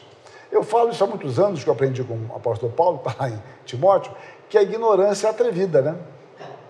A ignorância é ousada, ela faz afirmações, é o que Paulo fala, né? Daqueles mestres que não sabiam nem o que eles estavam dizendo, não sabiam nada sobre o assunto e faziam ousadas asseverações. Eles falavam, eu já contei isso em algum lugar, não sei se contei aqui, de que quando eu fui para o seminário, tinha um presbítero que gostava muito de mim. Já tive um presbítero que gostou de mim, era esse. Era apenas uma brincadeira. Ele gostava muito de Samuel. E quando eu fui para o seminário, voltei, ele falou que o seminário me estragou. Porque a gente não tinha resposta. Agora já não tem mais. Porque agora você... Não, peraí, tem que pensar. Não, peraí, tem que avaliar. Não, eu tenho que ler o texto com calma. Olha, amanhã eu trago a resposta. Antes não, você é ignorante, você tem resposta para tudo. Né? Para pregar, eu prego. Qual o texto? Apocalipse 21? Tranquilo aí. Tá, você está sossegadinho. Depois não, você fica mais cauteloso. Então, para ele, tinha me estragado, porque agora eu era mais cauteloso. Né? Então, é preciso cautela, de fato. Né? Seriedade para com aquilo com o qual estamos trabalhando. Nos esquecendo, então, de que a grandeza de nossa vocação está na imensa misericórdia de Deus. Obviamente, não é em nós. O sucesso do desempenho está na superabundante graça que nos capacita constantemente, nos ensinando, preservando, sustentando, disciplinando, consolando e estimulando. Agora, o que seria o sucesso? Né? O sucesso é obedecer a Deus e fazer o que Ele nos manda fazer. E esse sucesso nem sempre aparecerá a olhos vistos, porque a gente vive numa bipolaridade. Eu gosto de falar esquizofrenia, mas para politicamente correto, é bipolaridade. Você vive criticando estatística, mas estatística virou o seu Deus. Outro dia eu falava numa turma qualquer. Nós somos regidos muito pela estatística. É a estatística que vai dizer para nós o que devemos fazer, porque na hora de avaliar mesmo, você pega a estatística. A igreja cresceu, a igreja é grande, a maioria faz assim, hoje a tendência é essa. Então nós vamos pela estatística, ela que vai determinar para nós aquela diferença que eu costumo fazer em sala, de comum e normal. Né? Sempre eu faço isso. As pessoas chamam de normal o que é comum, e o que é comum não é necessariamente normal. Comum é que todo mundo faz, ou a maioria faz. O normal é que obedece a uma norma. Se a norma for a maioria, tudo bem. Mas será que a norma será sempre a maioria? Então temos que ter cautela. A questão é muito mais do que semântica. Então, o sucesso é desempenhar aquilo que Deus nos confiou para fazer. Então, Poitresse, mais uma vez, se somos bem-sucedidos, de uma maneira menor ou maior, louvemos a Ele por isso. Devemos guardar nosso coração para não contaminar nosso serviço, regozijando-nos em nossa própria glória demonstrada no sucesso, em vez de na glória de Deus. Gente, isso aqui é difícil demais para nós, né? Você se alegrar na glória de Deus e não no seu suposto sucesso. Ou você se sente fracassado, não teve tantos cliques como você gostaria, mas você se alegra em glorificar Deus pelo que você está fazendo por vocação de Deus. Mais uma vez, o Poitresse. Desculpe-me. Essas considerações são altamente estimulantes em nosso ministério. Deus nos chama por graça e nos preserva. Deus, diz Calvino, não os enviou profetas e mestres para tagarelarem sobre coisas desconhecidas ou duvidosas, mas os educa em sua escola, repare, sempre a ideia de escola, para que transmitam a outros o que dele aprenderam pessoalmente, não aprendendo por tabela nem por correspondência, não, aprendendo dele pessoalmente, nós nos relacionamos com Deus. É com Ele que nós nos relacionamos e é sobre Ele que nós estamos falando. Orientações e exortações. Calvido mais uma vez. Aprendamos, pois, a evitar as inquirições concernentes a nosso Senhor, exceto até onde Ele nos revelou através da Escritura. Do contrário, estaremos num labirinto do qual o escape não nos será fácil. Romanos 11, 33. Se eu não me engano, a figura do labirinto ele usa novamente em Romanos 9. Mais uma vez, agora comentando João 1,3, devemos ficar satisfeitos com este oráculo celestial, sabendo que ele diz muito mais do que nossas mentes podem conceber. O verbo se fez carne, aliás, aqui o verbo era Deus, né? O fato de que Jesus Cristo é perfeitamente Deus, isso ultrapassa a nossa compreensão. E Abraham Kuyper, o que aprove a Deus nos revelar, nós sabemos. O que a sua palavra revela apenas por meio de indícios, nós somente podemos saber em linhas gerais. E o que é afirmado fora da palavra é apenas um esforço de um espírito intruso ou de curiosidade vã. Quando ele fala fora da palavra, é que alguém fale algo que não está na palavra. Não é que alguém que esteja pregando está fazendo um esforço inútil. Não, se a pregação corresponder à Escritura, é como alguém pudesse dizer, assim diz o Senhor. Mais uma vez, Calvino. O papado atual nos exibe um exemplo similar em seus teólogos, pois gastam toda a sua vida em profundas especulações, contudo conhecem menos acerca de tudo o que pertence ao culto divino, à certeza de nossa salvação ou à prática da piedade, do que um sapateiro ou um agricultor conhece de astronomia. E o que é pior, deleitando-se com os mistérios exóticos, francamente desprezam o genuíno ensino da Escritura como algo indigno da categoria de mestres. É uma figura interessante, o sapateiro ou o agricultor que conhece a astronomia, esses padres conhecem menos da Bíblia ou das coisas de Deus. Concílio de Nicéia e a questão teológica. Na maioria das vezes, não temos a dimensão exata da importância do que estamos realizando dentro do processo histórico. E é até bom mesmo isso. Você está construindo algo, fazendo algo que você não tem a menor noção.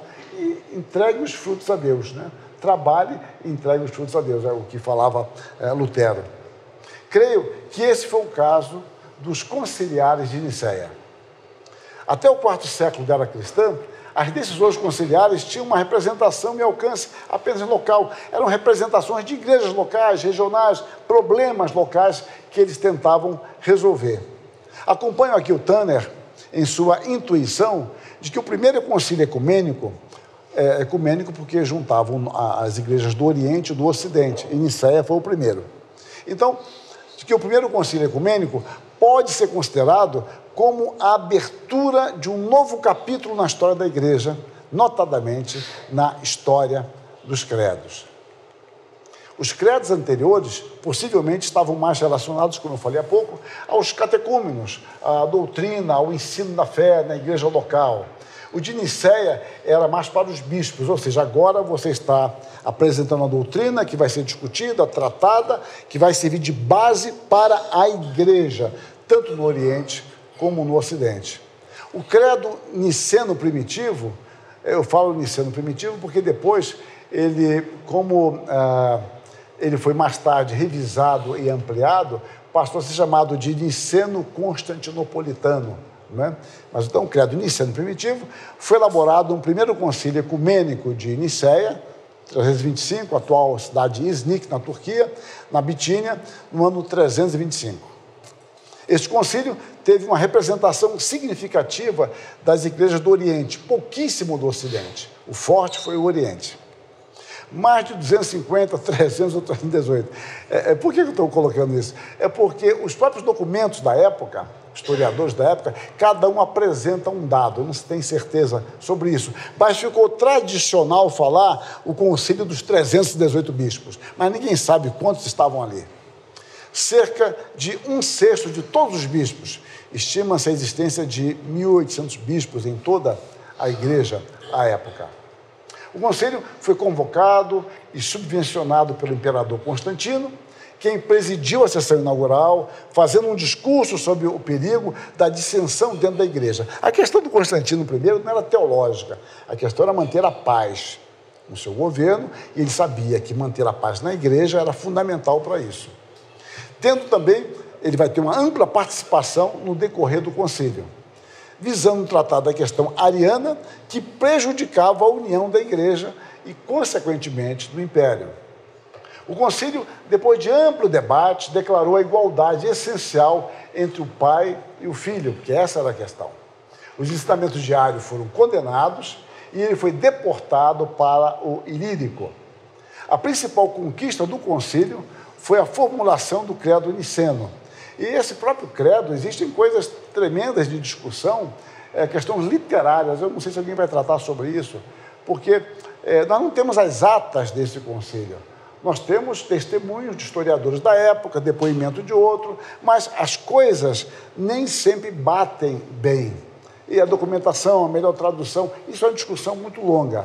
Mas a principal conquista foi a formulação do credo niceno, que afirmava que Cristo era da mesma substância, homoousios, que o Pai, reafirmando a doutrina da Trindade. Do ponto de vista teológico, o concílio teve implicações imensas. Ele ajudou a estabelecer um padrão de ortodoxia cristã que resistiria ao tempo e seria um baluarte contra as heresias futuras.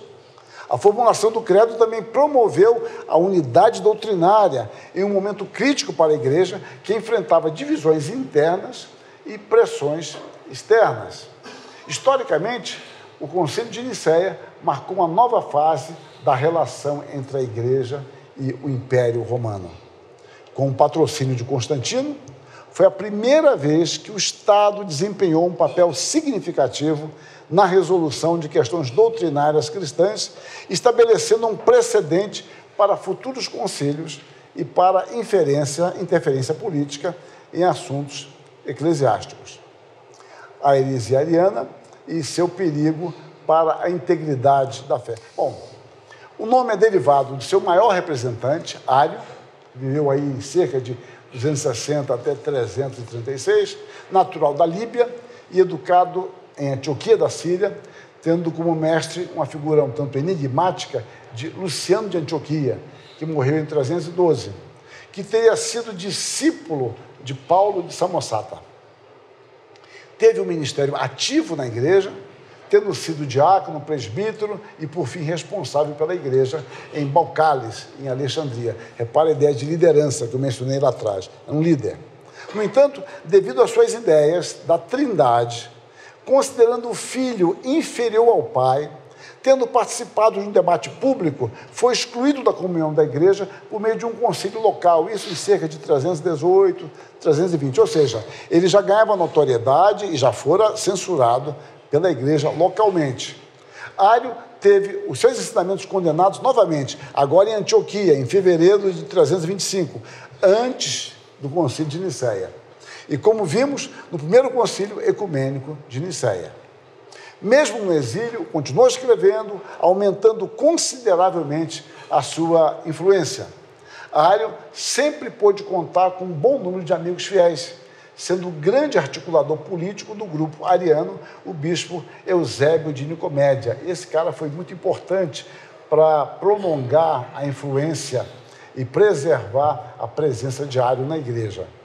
Este, no caso Eusébio, com habilidade, diz o Minozete, reuniu um amplo alinhamento que é desde uma ortodoxia tradicional, do tipo originiano, né, de origens, e um arianismo camuflado. Em 335, no encontro com Constantino, Ário subscreveu uma confissão considerada pelo imperador ortodoxa, que na realidade ela é mais eloquente pelo que ela não diz, né? Aquele negócio, eu não digo tudo. É ali que você revela aspectos. Em 336, 337, quando jazia no seu leito de morte em Constantinopla, foi solenemente readmitido à comunhão da igreja pelo Sínodo de Jerusalém. O arianismo, a despeito de sua condenação em Nicéia, juntamente com os anátemas emitidos por este concílio, desfrutou de ampla aceitação no IV século. Só começou a perder força no concílio de Constantinopla, em 381, quando a posição de Nicéia foi reafirmada.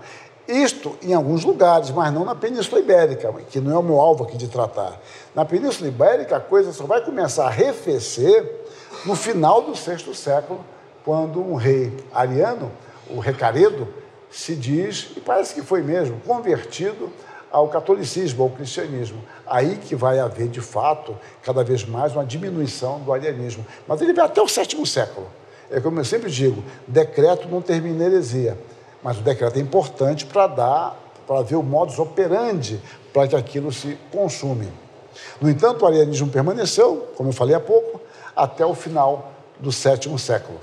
Se, por um lado, o arianismo desfrutou de boa aceitação devido ao grande número de seguidores influentes e a tolerância explícita do imperador, que vendo que tinha muito número, tinha que pacificar as coisas, né? Que desejava a todo custo manter a unidade do império, ele encontrou um adversário perseverante que, apesar da pequena estatura, tornou-se um gigante na defesa da ortodoxia bíblica, né? Que é Atanásio, né? O imortal, né? Athanatos.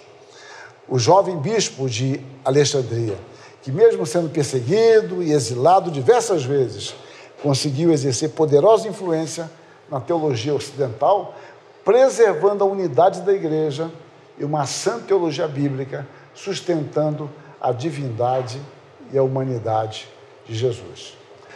Foi influenciado pela doutrina trinitária de Orígenes, que considerava o Pai, o Filho e o Espírito Santo como três realidades espirituais subsistentes, subordinadas uma à outra.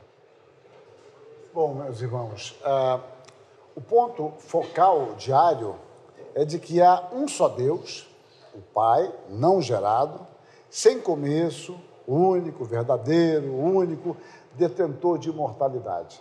Quando vocês estudam isso em Cristologia, e certamente um dos professores vai falar mais sobre esse assunto, mas quando você estuda, você observa que, em geral, as heresias surgiam ou para salvaguardar a divindade de Cristo ou salvaguardar a humanidade. E nessa tentativa de defender algo, acabava por negar a outra parte. Era um jogo, uma balança. Não era, na minha perspectiva, na maioria das vezes, não era a intenção de criar uma heresia. Pelo contrário, era até apresentar uma interpretação mais bíblica. Aqui, por exemplo, quer-se salvaguardar a unicidade de Deus. Só há um Deus, só que é o Deus Pai. Então, nisso, acaba-se negando, por exemplo, a Trindade.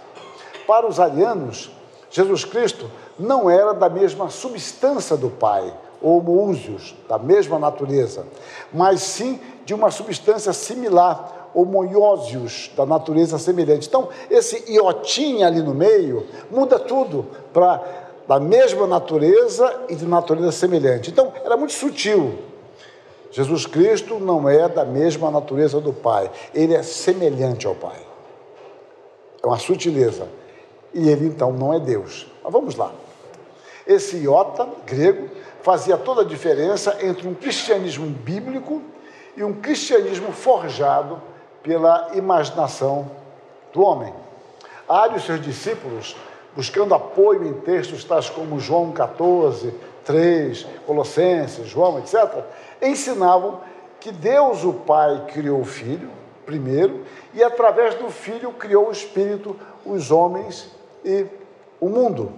Portanto, Jesus é o primogênito do Pai e o Espírito é o primogênito do Filho. O Filho foi criado do nada. Ele veio à existência antes da fundação do mundo, mas ele não é eterno, porque foi criado. Daí o chavão ariano, tempo houve em que ele não existia. E os arianos, eles tiveram, escapou a minha pesquisa, não era isso que eu queria, mas os arianos, eles tinham uma metodologia interessante. Eles metrificavam, vamos dizer assim, a sua teologia. Eles estavam com cântico. Eles, não sei se foram os pioneiros, mas eles faziam isso. Eles faziam música para ensinar a sua teologia. Bom, o Pai criou o Filho e por meio do Filho criou o Espírito Santo. Tá? Então temos aqui Deus Pai, vai criar o Filho e dali o Espírito Santo. Então, somente o Pai é eterno. Somente o Pai é Deus. Os outros, a despeito da honra, da dignidade, eles não são deuses. Portanto, sendo o Filho criado, não é Deus. Consequentemente, Jesus não é da mesma essência ou natureza do Pai. A atribuição de títulos Deus e Filho feita a Jesus era apenas de cortesia, resultante da graça. Quando perseguido em 321, Ário buscou ajuda no seu antigo e poderoso amigo, que eu já mencionei, o bispo Eusébio de Nicomédia, que mais tarde batizaria o imperador Constantino, moribundo em 337. Então ele escreve a ele dizendo: somos perseguidos porque afirmamos que o Filho tem um início, enquanto Deus é sem inícios, é anarcakos. Ou seja, o Filho não tem princípio, o Pai não tem princípio. Isso é citado lá no Sócrates Escolásticos, que é uma das obras de referência dos primeiros concílios da Igreja. O historiador Walker resume a posição de Ário. Para Ário, Cristo era, na verdade, Deus em certo sentido, mas um Deus inferior, de modo algum uno com o Pai em essência ou eternidade. Na encarnação, esse Logos entrou em um corpo humano, tomando o lugar do espírito racional humano. Esse tipo de visão era muito comum também entre as outras heresias. Posteriormente, o Concílio de Constantinopla, em 381, convocado pelo imperador Teodósio I, sendo presidido inicialmente por Melécio de Antioquia, constituído tradicionalmente por 150 bispos, ampliou o credo niceno, daí o nome que eu até mencionei lá atrás, o credo niceno constantinopolitano.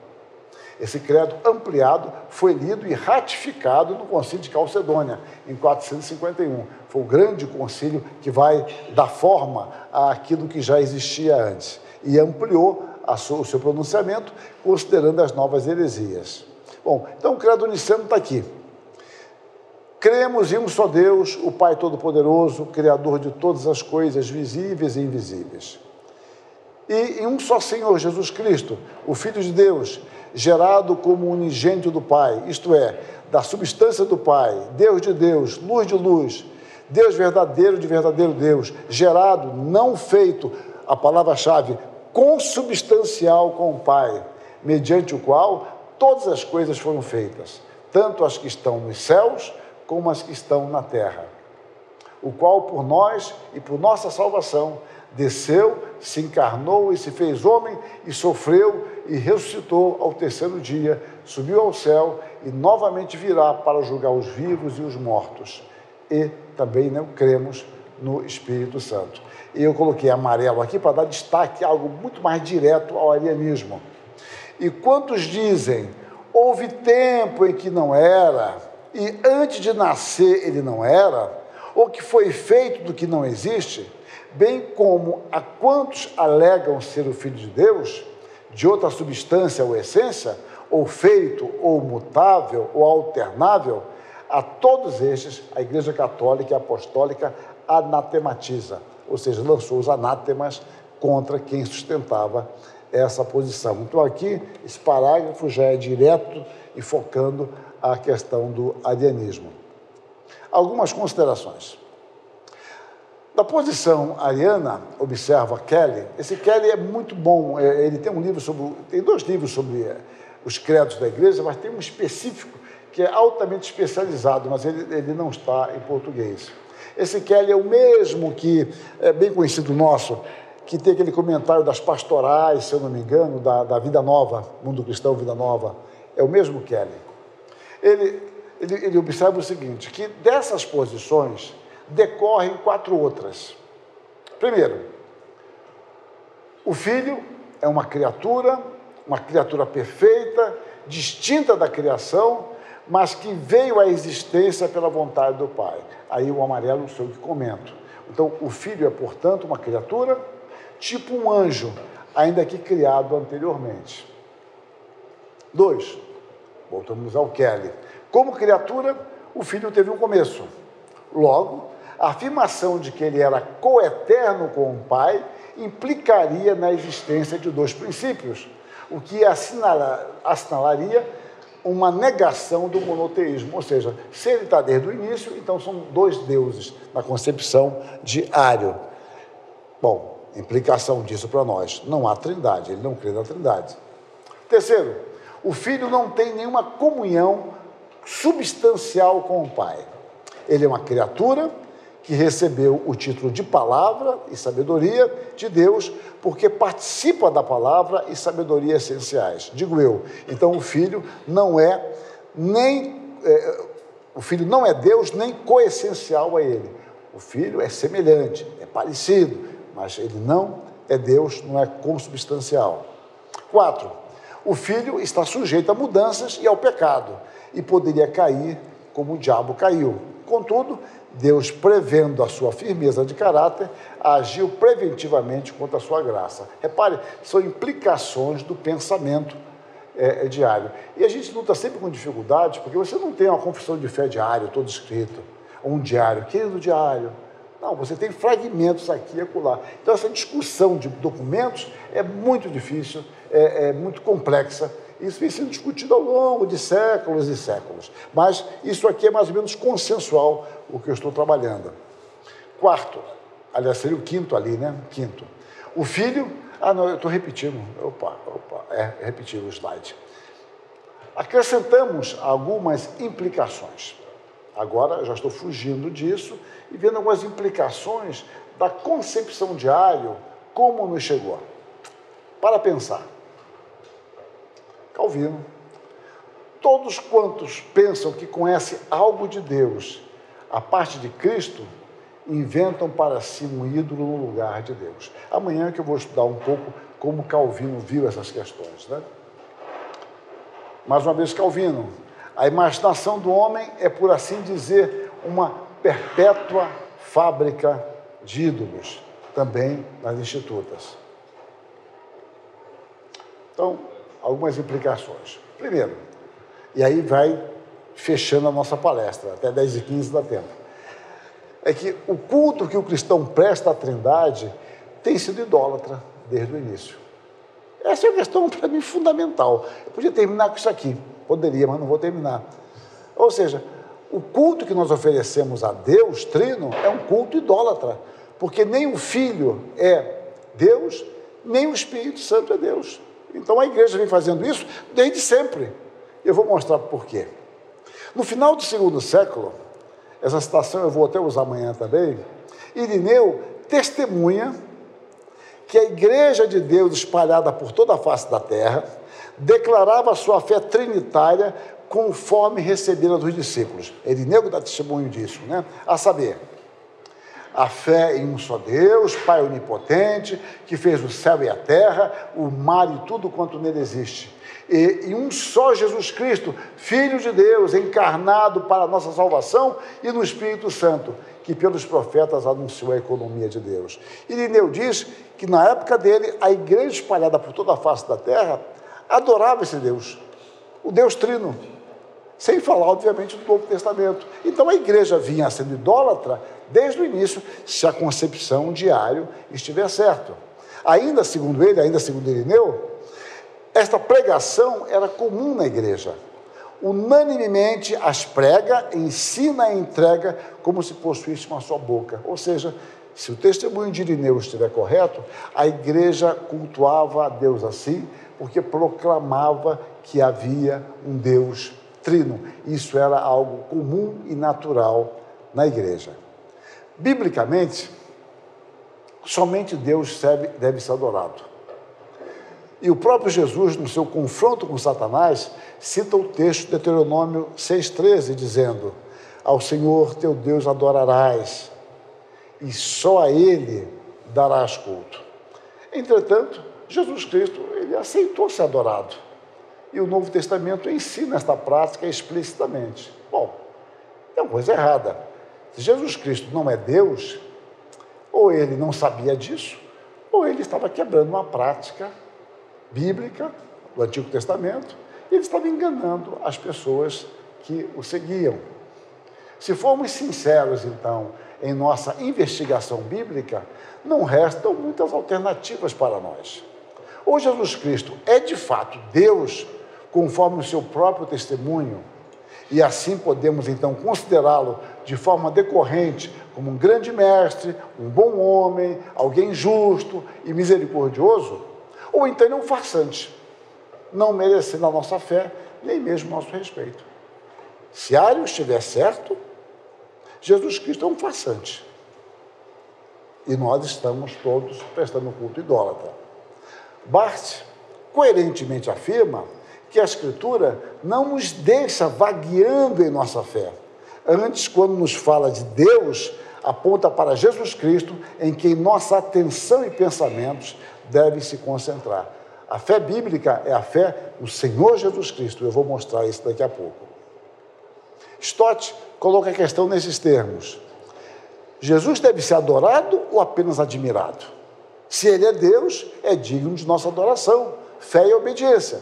Se não é Deus, dedicar a ele essa devoção é idolatria. Bom, é claro, se ele não é Deus, a nossa fé, então, é idólatra. B. As nossas orações não podem ser mediadas por Cristo, sob a direção do Espírito, uma trindade. Então, você vai orar em nome do Pai, contando com a intercessão do Espírito Santo, você cultua um Deus trino, então isso aí está totalmente fora de questão. Terceiro, Jesus Cristo e os escritores do Novo Testamento estavam equivocados quanto à pessoa de Cristo. Ou seja, vamos pensar que Cristo se enganou sobre ele e os discípulos e os escritores também se enganaram. Vamos ver. No princípio era o Verbo, e o Verbo estava com Deus, e o Verbo era Deus. Então João se equivocou aqui. João está errado. Ninguém jamais viu a Deus. O Deus unigênito que está no seio do Pai é quem o revelou. Bom, a teologia de João, ela está equivocada, se Ario estiver certo. João 1,15. João testemunha a respeito dele e exclama: este é de quem eu disse, o que vem depois de mim tem contudo a primazia, porquanto já existia antes de mim. Fala da eternidade do Filho. Respondeu-lhe Jesus: em verdade eu vos digo, antes que Abraão existisse, eu sou. Na segunda parte da palestra, ontem foi citado esse texto, né? Antes que Abraão existisse, eu sou. Há um aspecto importante aqui também. Primeiro, que um judeu não ousaria usar o ego eimi, porque ele se lembrava sempre da revelação de Deus, o nome com o qual Deus se apresenta. E há um aspecto mais. O tempo presente desta declaração assinala a continuidade de sua existência eterna. Ou seja, eu sou o que sou, eu serei o que serei, eu sou o que serei. É a ideia de uma perpetuidade. Eu tenho sido isso. Jesus Cristo fala isso a respeito de si mesmo. Jesus Cristo reivindica a mesma eternidade divina do Deus Pai. Portanto, ou ele é de fato Deus ou louco. Não há outra saída para nós. Tillich está correto ao afirmar que a vitória do arianismo teria transformado o cristianismo em apenas mais uma entre as religiões existentes. Por quê? Era mais um ser criado, mais um Deus, que é justamente o que eu falei na primeira parte da palestra, quando os assírios cercam a Jerusalém, e Senaqueribe manda os seus emissários. Eu sempre tenho dúvida se os emissários falaram o que ele falou ou aproveitaram, sabe, para tirar-lhe uma casquinha. O que ele vai falar, o Rabzaqué? Né? Ele vai comparar Deus com os outros deuses. E vai insistir nisso. Vai dizer, olha, cadê os deuses do povo tal, dos deuses de fulano? Vai citar várias tribos. Cadê? Alguém pode livrar? Não vai ser o Senhor que vai livrar vocês, coisa nenhuma. Ou seja, o Deus de vocês está no mesmo nível dos outros deuses. É isso que eles falam. E por isso que Ezequias ficou profundamente amargurado com essa palavra. E ainda mais, aquele atrevimento lá dele, do rei via seus emissários, ele ousa dizer que Deus mandou ele atacar. Ele não sabe que está sendo usado por Deus, mas à frente Deus vai dizer para ele, né?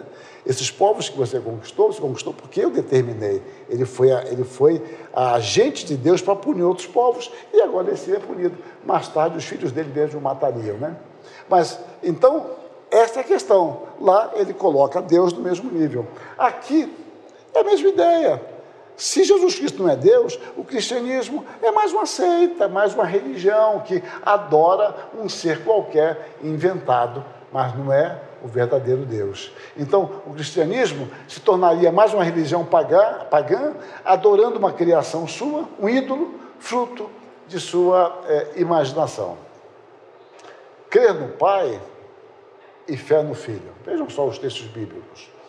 Em verdade vos digo, quem ouve a minha palavra e crê naquele que me enviou, tem a vida eterna, não entra em juízo, mas passou da morte para a vida. Vamos comparar isso ao que Jesus lhe disse: tendes fé em Deus, testificando tanto a judeus como a gregos o arrependimento para com Deus e a fé em nosso Senhor Jesus Cristo.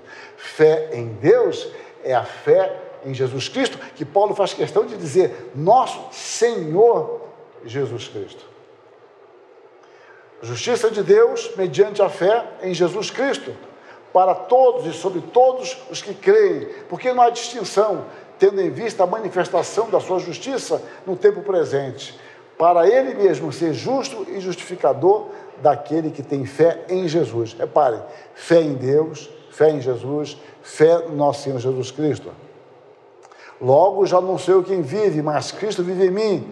E esse viver que agora tenho na carne, vivo pela fé no Filho de Deus, que me amou e a si mesmo se entregou por mim. A colocação de filiação sempre está associada ao fato dele ser igual a Deus. É que a questão de Filho de Deus, você teria que ver toda uma relação com o paganismo, né?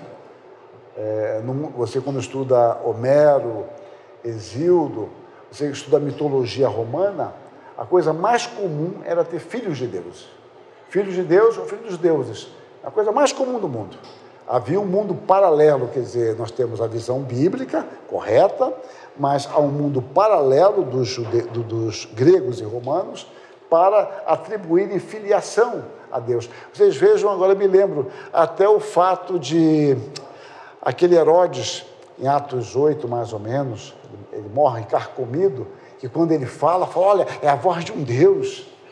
Vocês vejam a questão lá de Atos 14, quando Paulo e Barnabé pregam na região de Derbe, Listra, estão lembrados? Que eles fazem um milagre e falam, olha, os deuses estão aqui com a gente. Porque isso vinha lá desde Homero. Homero cita isso várias vezes na Ilíada, na Odisseia.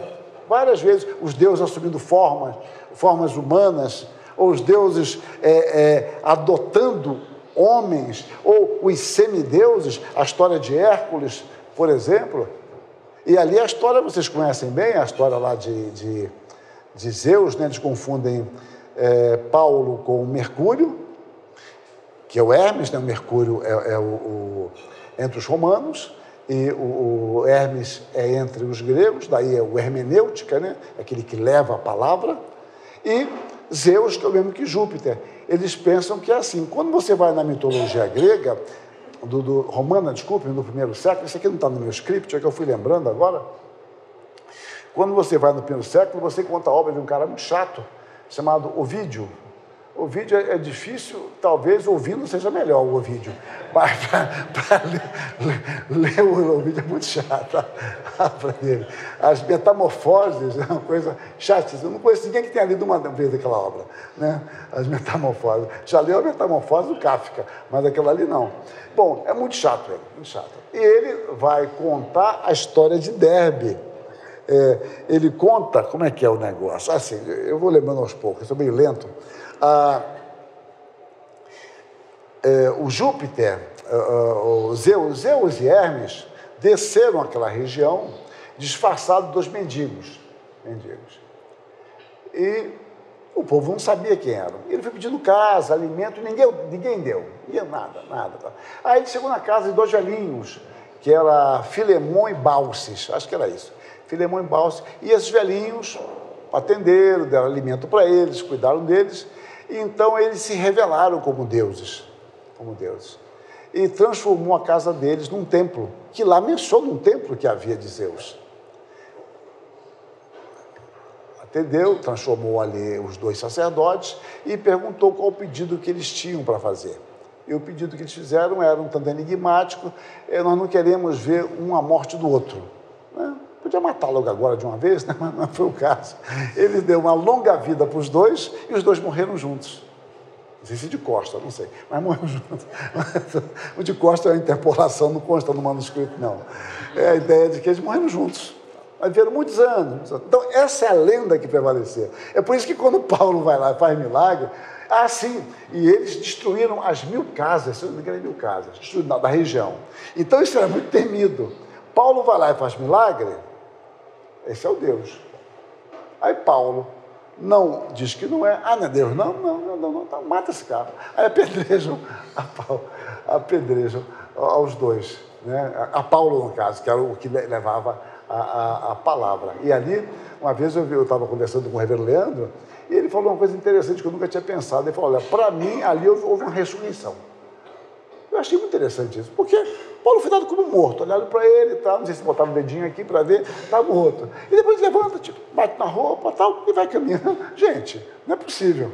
Não é porque era apedrejado. Se alguém quiser fazer uma experiência depois, lá no intervalo, se é apedrejado, vamos ver o que acontece. Você depois levanta e sai normalmente, vai comer o sanduíche e tal. Então, é um negócio estranho. Mas então, voltando aqui ao meu ponto, esqueça o sanduíche, a questão toda era a ideia de filho de Deus. O Fustel de Coulanges, tem a cidade antiga, aqui na biblioteca, eu acho que tem esse livro, se não tem, deveria. Ele conta que, entre os romanos, qualquer pessoa que fazia alguma coisa era tido como filho de Deus. Aí dava-se uma rua, homenageava o nome da rua, o nome de uma estrada, qualquer coisa. Então, estava cheio de filhos de deuses entre eles, né? Entre os romanos. Então, essa ideia de filhos de Deus era uma coisa muito comum. Como vocês viram ontem também, a questão do Cristo, né? Que Jesus Cristo nunca usa a expressão Cristo para si mesmo, né? Ele não usa a expressão Cristo, ele usa filho do homem. Os discípulos não entendem o que é filho do homem, mesmo lembrando talvez de Daniel, não é o caso lá de Ezequiel, mas eles não entendem o que é, mas eles sabem o que Jesus Cristo está dizendo, porque Jesus Cristo pergunta: quem dizeis ser o filho do homem? E eles entendem que ele está falando dele mesmo. Eu não sei o que é filho do homem, mas sei o que é ele mesmo. Aí eles vão fazer uma revisão bibliográfica. Olha, Jeremias, João Batista, um dos profetas e tal. E vós quem dizeis quem sou? Então, quem sou? O filho do homem, tu és o Cristo, filho de Deus. Então eles sabem que o Cristo, Jesus, filho do homem, é a mesma coisa. Só que eles não sabem o que significa filho do homem. E uma possível interpretação ali é que Jesus Cristo tinha que usar uma expressão, ele quis usar uma expressão não estigmatizada. Se uma expressão está estigmatizada, e já há muitos séculos, as pessoas só conseguem olhar aquela expressão por aquele viés.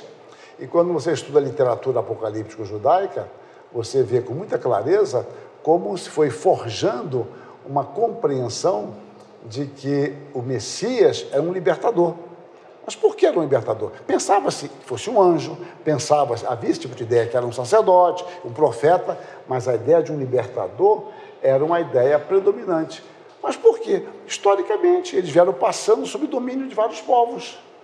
E por isso que surge fortemente a literatura apocalíptica, a literatura pseudonímia, a literatura pseudepígrafa, que vai tendo falsos autores que muitas vezes querem escrever para consolar a igreja, mas sabe que não vão ser ouvidos, né? Se eu falar que sou eu, ninguém me conhece, tal. Mas se eu falar que foi Abraão que escreveu, aí a coisa vai ser importante, etc. Então, Jesus Cristo usa uma figura pouco explorada de Daniel e uma figura que não tinha uma cristalização de ideias. Se ele fala que ele é o Cristo, é o libertador. Ele não tinha mais paz, não podia nem fazer. Ele usa filho do homem. aí sim ele pode ensinar o que é filho do homem. E os discípulos perguntam o que é o filho do homem. E a partir do momento que ele aceita a identificação de que ele é o Cristo, o Filho de Deus vivo, quando ele aceita isso em Mateus 16, o texto diz assim: a partir daquele momento começou a mostrar que era necessário que o Cristo fosse para Jerusalém, sofresse da mão dos anciãos, morresse e ressuscitasse. Por que ele fez isso? Ele tem que desconstruir a imagem. Desconstruir aquela imagem. Daí que Pedro falou, não, esse não é um Cristo não. Esse não é um Cristo não. Se eu cair um botão aqui, o Senhor está com síndrome de pânico? Que negócio é esse? Não, que depressão é essa? Não, aqui morrer, que não ia morrer nada. Tá. Isso é a linguagem de hoje, né? Aí ele que estava lá em cima, agora arreda Satanás. Mudou tudo. E vocês vejam que essa ideia era tão forte do Cristo, que quando Jesus Cristo fez milagres, multiplicou os pães, os discípulos não, outras pessoas voltam. Queríamos saber como é que o senhor chegou aqui. Como é que você chegou aqui? E ele fala, olha, vocês querem saber na realidade? Nada. Vocês querem é pão, porque eu dei o pão e vocês se fartaram. E não vai ser dado pão nenhum. E queriam fazê-lo rei. Você pega Lucas 24, vê os discípulos no caminho de Emaús, estão frustrados por quê? Porque ele morreu e não ressuscitou. Eles nem criam morte e ressurreição, não entendiam bem isso. Aí, o que acontece? O que eles estão dizendo? Nós pensávamos que seria ele que restauraria o reino a Israel. Eles ainda não haviam aprendido isso. Aí o Senhor lhe abre o entendimento para compreenderem as Escrituras. E lá, um deles pergunta, porventura não nos ardia o coração quando ele, pelo caminho, nos expunha a palavra? Uma curiosidade no grego é que o expor e abrir é a mesma palavra. Daí você aplica claramente. É que cabe a nós expor o texto, abrir o texto. E Deus abre o coração. Por isso que você expõe o texto e ora a Deus para que ele abra o coração. Atos 16, 14. O Senhor abriu o coração de Lídia para entender as palavras que Paulo dizia. Veja a palavra, mesmo verbo de à noite. É porque eu fui para os gregos, romanos, e aí acabei associando. Bom, o seu mandamento é este, que creiamos em o nome de seu Filho Jesus Cristo e nos amemos uns aos outros segundo o mandamento que nos ordenou. Olha, que nós creiamos no nome, ou seja, o nome é a pessoa, creiamos no Filho. Olha, então se Jesus Cristo não é Deus, eu creio nele, eu sou salvo, como é que é esse negócio? Não, é porque ele é Deus. Não se turbe o vosso coração, credes em Deus, credes também em mim, diz Jesus Cristo. Passados 8 dias, estavam outra vez ali, reunidos, os seus discípulos, e Tomé com eles. Estando as portas trancadas, veio Jesus, pôs-se no meio e disse-lhes, Pai seja convosco. E logo disse a Tomé, põe aqui o dedo e vê as minhas mãos, chega também a mão e põe-na no meu lado. Não sejas incrédulo, mas crente. Respondeu-lhe Tomé, Senhor meu e Deus meu. Tomé estava totalmente enganado, se Ario estiver certo. Então, o carcereiro, tendo pedido uma luz, entrou precipitadamente, trêmulo, prostrou-se diante de Paulo e Silas. Depois, trazendo-os para fora, disse, senhores, o que devo fazer para que seja salvo? Respondeu-lhe, crê no Senhor Jesus e será salvo, tu e a tua casa. Bom, se Cristo, Jesus não é Deus, você não pode pregar o Evangelho. Aqui está a pregação integral. Essa pregação tem que ser mudada. Você não pode falar, olha, arrependam-se e creiam no Senhor Jesus.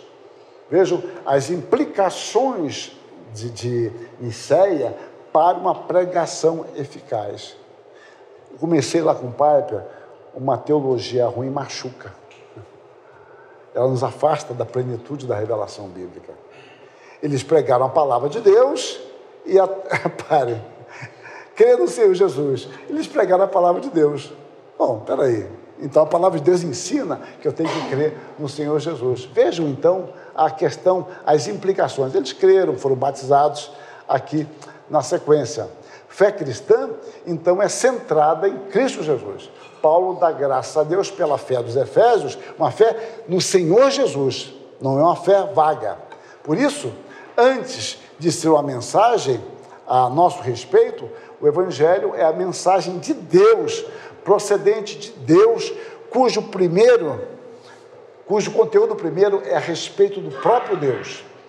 Deste modo, Jesus Cristo é o próprio Evangelho. Ele é a encarnação da boa nova de salvação concedida pelo Trino Deus ao seu povo. O Evangelho, antes de ser uma mensagem a uma pessoa. Se você não crê que Jesus Cristo é Deus, não adianta a mensagem do Evangelho, não tem sentido, porque o Evangelho que você recebeu não é a boa nova, é apenas alguns princípios que você não vai entender e vai tentar viver pela lei, isso não vai resolver a sua vida. Jesus Cristo, o Deus encarnado, verdadeiro Deus e verdadeiro homem. O Evangelho envolve a sua pessoa e o seu ensino. Não existe Evangelho sem Jesus Cristo. Portanto, não há mensagem a ser anunciada sem a sua encarnação, morte e ressurreição. Então podemos esquecer tudo aquilo que falamos sobre o pastorado, a teologia, a importância da teologia, a edificação da igreja. Se Cristo não é Deus, esqueçam aquilo, porque não faz sentido. O Evangelho, diz aqui Calvino, é a solene publicação da graça revelada em Cristo. Está no Evangelho de João, não tem versículo indicando, porque deve estar na introdução. Bom, por isso, pregar o Evangelho significa pregar Jesus Cristo. Eu gosto muito desse texto aqui. Eu usei em sala esses dias. Paulo está dizendo o seguinte, que ele se esforçou, deste modo, por pregar o Evangelho, evangelizo, não onde Cristo já for anunciado, para não edificar sobre o fundamento alheio. Mas por quê? Porque onde Cristo foi anunciado, o Evangelho já foi anunciado. Onde Cristo foi anunciado, eu não preciso anunciar o Evangelho. E onde o Evangelho é pregado, eu não preciso anunciar Cristo, porque o Evangelho é Jesus Cristo. Ele identifica o Evangelho com o próprio Senhor Jesus Cristo. Muito claro isso. Ele coloca duas coisas similares. Está dizendo, olha, se já foi evangelizado ali, Cristo foi pregado. Se foi Cristo pregado, o Evangelho foi anunciado. É isso. Mesma coisa. Ele identifica como ambas as coisas como sendo uma só. Se Cristo, então, não é Deus, não há mensagem a ser anunciada, porque ele não realizou a sua obra de reconciliação e perdão. Então, basicamente, é isso.